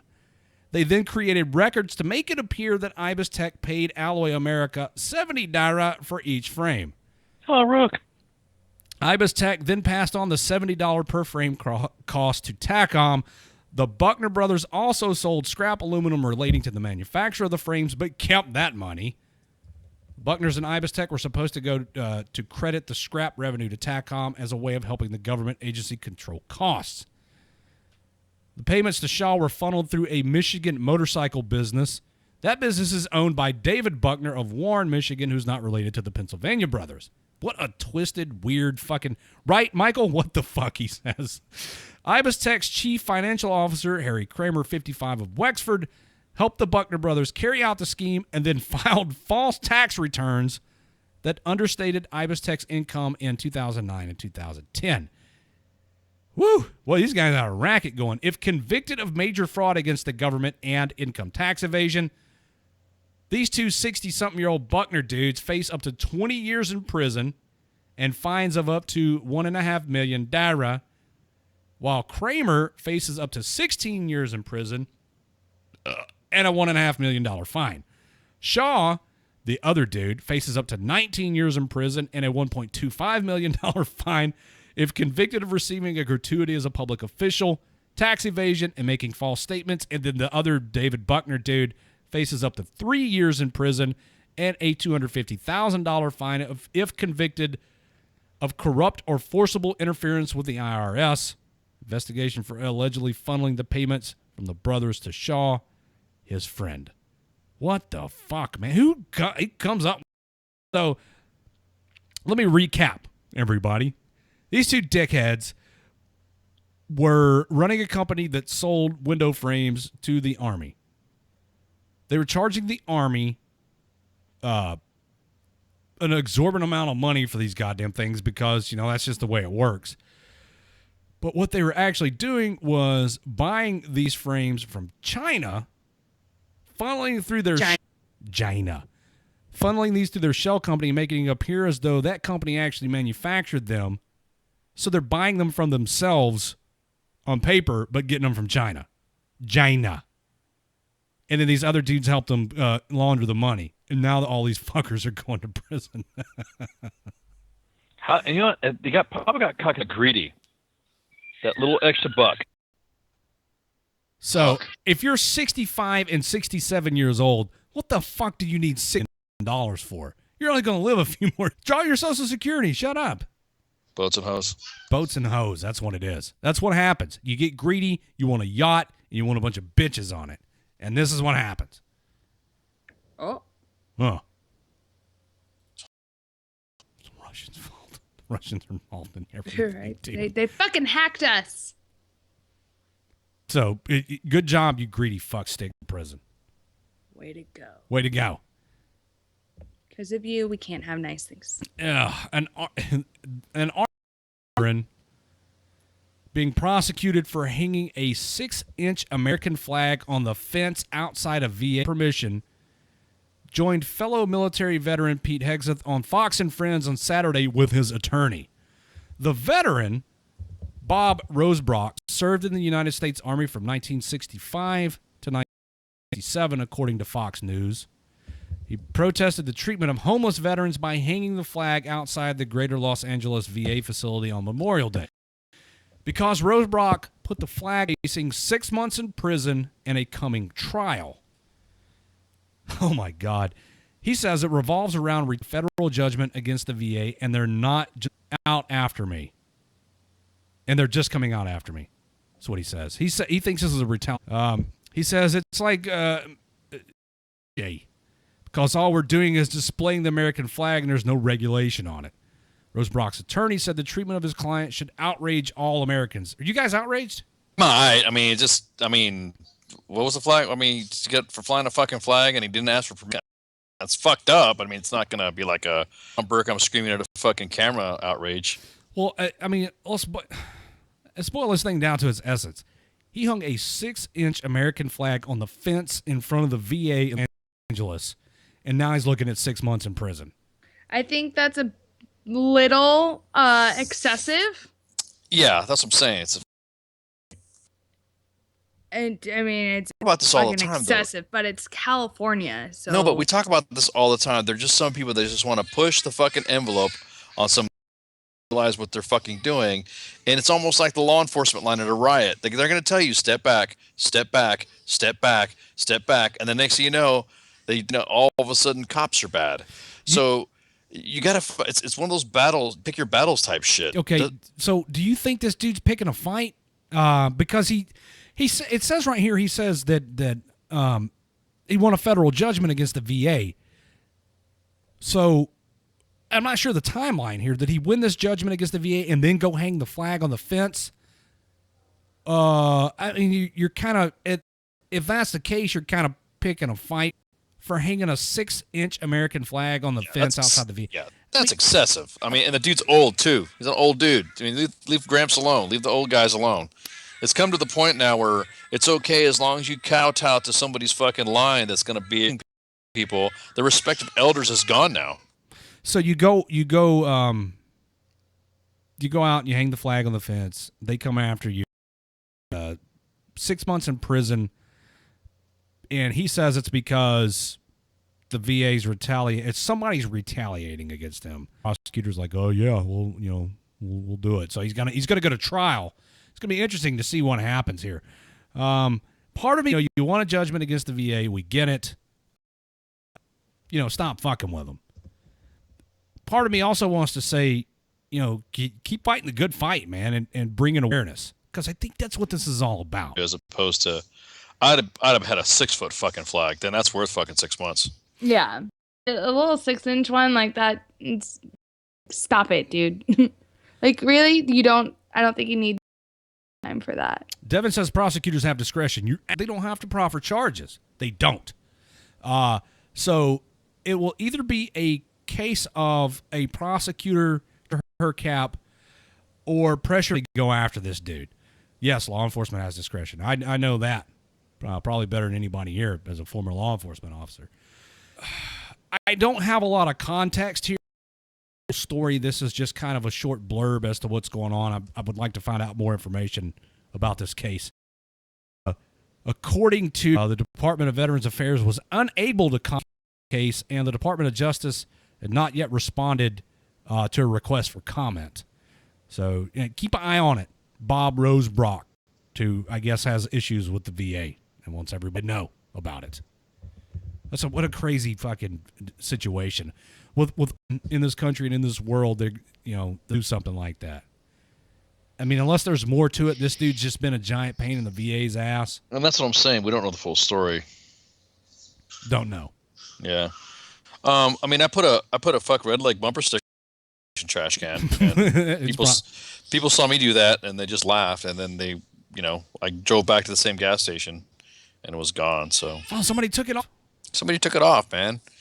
Probably because it was in an area that was currently of, I like the like French Quarter post Hurricane Katrina areas, and I just like, I need to get some gas, and then, can I help you? I'm like, oh yeah, I'm gonna get some gas, and then slap right there in the freaking trash can, and that was it. And the final story I'm gonna do tonight, just to get Minx all worked up. Oh, I'm so ready. This out of Rochester, New York. Rochester. A local organization is joining organizers of the Women's March in Washington. Ugh. Wait. It was a day without a woman, right? Day without a woman. My in a one-day demonstration of economic solidarity, the Rochester chapter of the National Organization for Women will participate in the strike on Wednesday, 8th. According to the group, the purpose of the strike is for women to act together for, quote, equity, justice, and the human rights of women and all gender-oppressed people. Women, are you really that fucking oppressed? In this country, let's face it, no, we are not. Last time I checked, we have every single right that a man fucking does. Like, we have the right to fucking work, we have the right to fucking drive. This is the same way that a man does. We have the right to fucking vote. We have the right to assemble. We have the right to free speech. Yeah, but let's look at the possibility. Look at the possibilities here, though, Minx. Think about it. Wednesday is a day without a woman. Guys, the fucking roads will be clear. Sounds like a vacation to me, bro. Turn signals will be fucking used. You won't have to fucking worry about nagging. You won't have to worry about shit. If you have female supervisors, they won't show up to fucking work. So there you fucking go. I mean... like, it would be one thing if they were doing this in protest of, or like protest to a country where women do not have rights. Yeah, do this in Saudi Arabia and see what fucking happens. Exactly. Like, go protest there. Saudi women can't fucking drive. Like, let's fucking take the fight to them. And they're supposedly a first world country. Like, why the fuck can't they fucking drive? Oh, back for other reasons. Whatever. Women are this fucking thing on Wednesday. Like, all I know is fucking Thursday, March 9th. Fucking, I'm putting money down on it. We're gonna hear stories about women and how they're claiming this isn't fucking fair. Yeah, they're gonna say what? They're gonna say it's discrimination and it's sexist because you fired me for me not showing up to work. Well, there were some illegal aliens, some illegal immigrants that were fired too. People for supporting them for walking out as well. So, I mean, we might just get a surge in productivity in some of the manufacturing jobs, maybe if there's a day without a woman. Sorry, I had to. That's what we used on ovens around the world. Devin says having rights doesn't mean your rights are equal, and simply because your rights are better in this country than in most doesn't make your rights here. Yeah, but I think. All right, Devin. I think the rights are equal. Shit. Maybe in certain situations. How do I put this into words? Maybe the execution isn't there. Maybe there are some companies and organizations in which females are not treated as equals. But I can't help what this is about. No, it's not. This is another anti-Trump. Yeah, like, you're not my fucking president. Exactly. Cry fest. That's all this fucking is. I mean, that's all it is. The article goes on to say women are asked to take the day off from both paid and unpaid work if they can. The group's also asking women to wear red in solidarity and to avoid shopping except at women and minority-owned small businesses. See, what do minorities have to do with women? Like, why go to those businesses? You can go to those ones simply because they're a minority. What happened to this whole women, like solidarity behind women? We're gonna. So why the fuck would you go to like a male-owned store? Well, here's the question that says, were you not just discussing the exploitation of women Marines? Now, Laura, you're comparing the apples to oranges here. I'm talking about women being victimized in a criminal fashion as opposed to what not women always being crybabies. As opposed to what not always is a manufactured or not manufactured, a perceived inequality. I mean, we could split hairs here and say, oh my God, we could. And I've got a very limited amount of time left. We could split hairs. Yeah, women legally are afforded the same rights as men in this country, but in practice, that's not always the way it goes. And I understand that in some workplaces, like the example that Devin laid out, as a computer programmer he has a something like that, as a computer programmer whose female counter less. Is it because she's a female? Maybe. Is it because her skill set's not equal to her male counterpart? Maybe. I don't know. That would be speculation on my opinion. Is the equal rights are there. It's the implementation by organizations, private businesses, or whatever the case may be that's lacking. Do I think that this day without a woman thing has anything to do with that? That may be how it started out, but I cannot help but feel like this is a hey, look at us type thing. If you feel like that you don't have you have the equal rights, but it's not being implemented or executed appropriately, then that's what you need to take up. But for you to insinuate and try to put forth the fact or the suggestion that women just do not have the same rights as men in this country, to me is an abuse of your voice as a collective. In other words that I'm making up on the fly. In the expiation of their contradictionation. Right. No, but the thing is that, but is it performed just to gain notoriety for the voice of the platform? I think also they need to rethink of who they want to, I guess, fund or like back this whole thing up. When one of your organizers is a known terrorist and, is here on an expired visa and is just waiting for like, you lose some credibility with me. You know, like, if one of your organizers killed 2 children and, like, forgot, quote unquote, on her fucking visa application, honestly, I don't agree with anything your fucking march stands for at all. I think instead of trying to, I'm probably going to get some hateful comments here. I think that instead of trying to collectively as a group of women make a fucking nuisance of, yes, why don't you be a little and that's exactly what they're going to be. They're going to be a fucking nuisance. Be more oh my god, dude, be more proactive within the organization you feel like is not affording you equal rights. Bring it up to don't wait to the last minute. Don't bring it up to now where everyone's vitriol about something. You should have brought it up when you had the issue to begin with. Yep. Sorry, boss. No, I didn't mean to cut you off. No, I fully agree on all of that.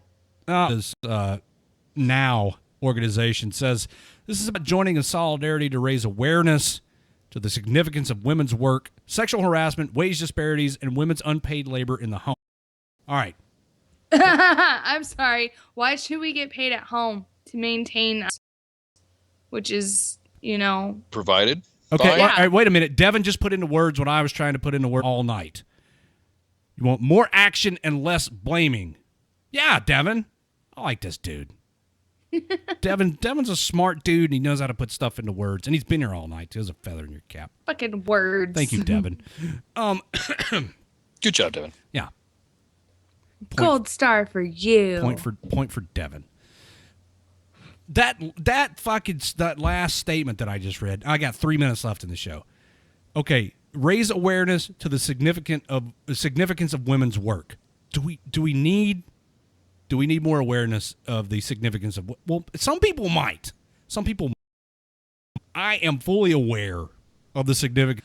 Sexual harassment. We've been beat upside the head with sexual harassment for how long now? Training and awareness. Wage disparities. Once before deployment, once during deployment, once after deployment, and currently every quarter. Okay. I was going to say all the fucking time. It's beaten into your heads. Wage disparities.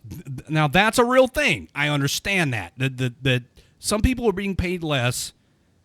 Women are being paid less than their male counterpart. If anything in this entire fucking story has any significance to me, in my mind, as it pertains to this whole thing, wage disparities is one. I know that happens. And then women's unpaid labor in the home. What the fuck does that even mean? Right? Exactly. The fuck does that even fucking mean?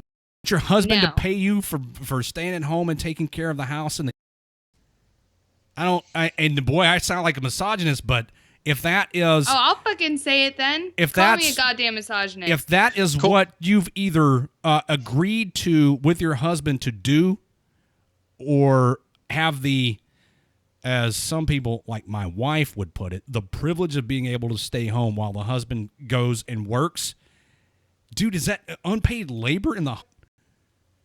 I don't understand it. I don't understand that at all. You get to hang out at home. Like, are these hookers seriously saying that they should get paid to stay in the house and to raise the kids? Paid by whom? Exactly. It's easy. If you want to get paid, submit an application, and then I'll run it through. Make sure you give me your W-4, so that way I can ensure that you are charged income tax, and then make sure I get my Social Security, FICA out of your stuff. Make sure you have an appropriate, wage. We'll negotiate any pay raise, and then there you go. Right, depending on how good of a job you fucking do at maintaining the house and making sure that it's fucking spotless at all goddamn times. And if you want to get paid, yep. And two, get home. All right. That's got to be contractual. If you can't fucking do those two things, then no, you don't deserve to get paid to stay at home and be a housewife or whatever. All right, Devin, settle down, dude. Devin, it's the end of the show, man. Everything falls apart right there in that last about half hour every time. You're new here. I don't expect you to know that yet. You make sure you have a fucking good DD-214 either, because I ain't hiring no fucking disarmed discharge people and shit. All right, everybody, I got to get out of here. Don't forget to tune in tomorrow night J-Radio Minx, Sergeant Mike Eldred. He's the NCOIC of the Best Medic Competition. Wednesday night with Jim Beam, Patrick Benson, CEO of Warhorse for Vets. Thursday night, Ice and the crew will be. Tonight, I'm back. We're going to have a birthday party. It's W birthday. Oh, hell yeah. Oh, yeah. And then Sunday night on the Green Room, Jason and Charlie will be hosting, and their guest, Mary Egg. If you guys don't know who she is yet, go check her out. Just don't be weird and creepy. The story show. Oh, my God. Hey, everybody. Have a good night. Thank you, Ice. Thank you, Minx. Oh, you're thank you welcome. to everybody who listened, and thank you to those of you who called in and actively participated. Go like us, WTF Nation Radio, on Facebook, facebook.com/WTFNR. We're also on YouTube, youtube.com/WTF Nation Radio. Go over there and subscribe. You can check out past shows over there. Our podcast is available on iTunes, Stitcher, TuneIn, and Google. Also, everything relating to WTF Nation Radio is available off nationradio.com. Always, all the time. WTF Nation Radio is on the air 24/7. Come hang out. We have a good time. And we like everybody. For the most part. John volunteered to bring the cake for the birthday celebration. Thank you, John. Bringing the cake. Well, you just got voluntold. Oh, I'm going to end up eating it by myself. I'm okay with that. You know. All right, out of here. Good night, everybody. See you Friday.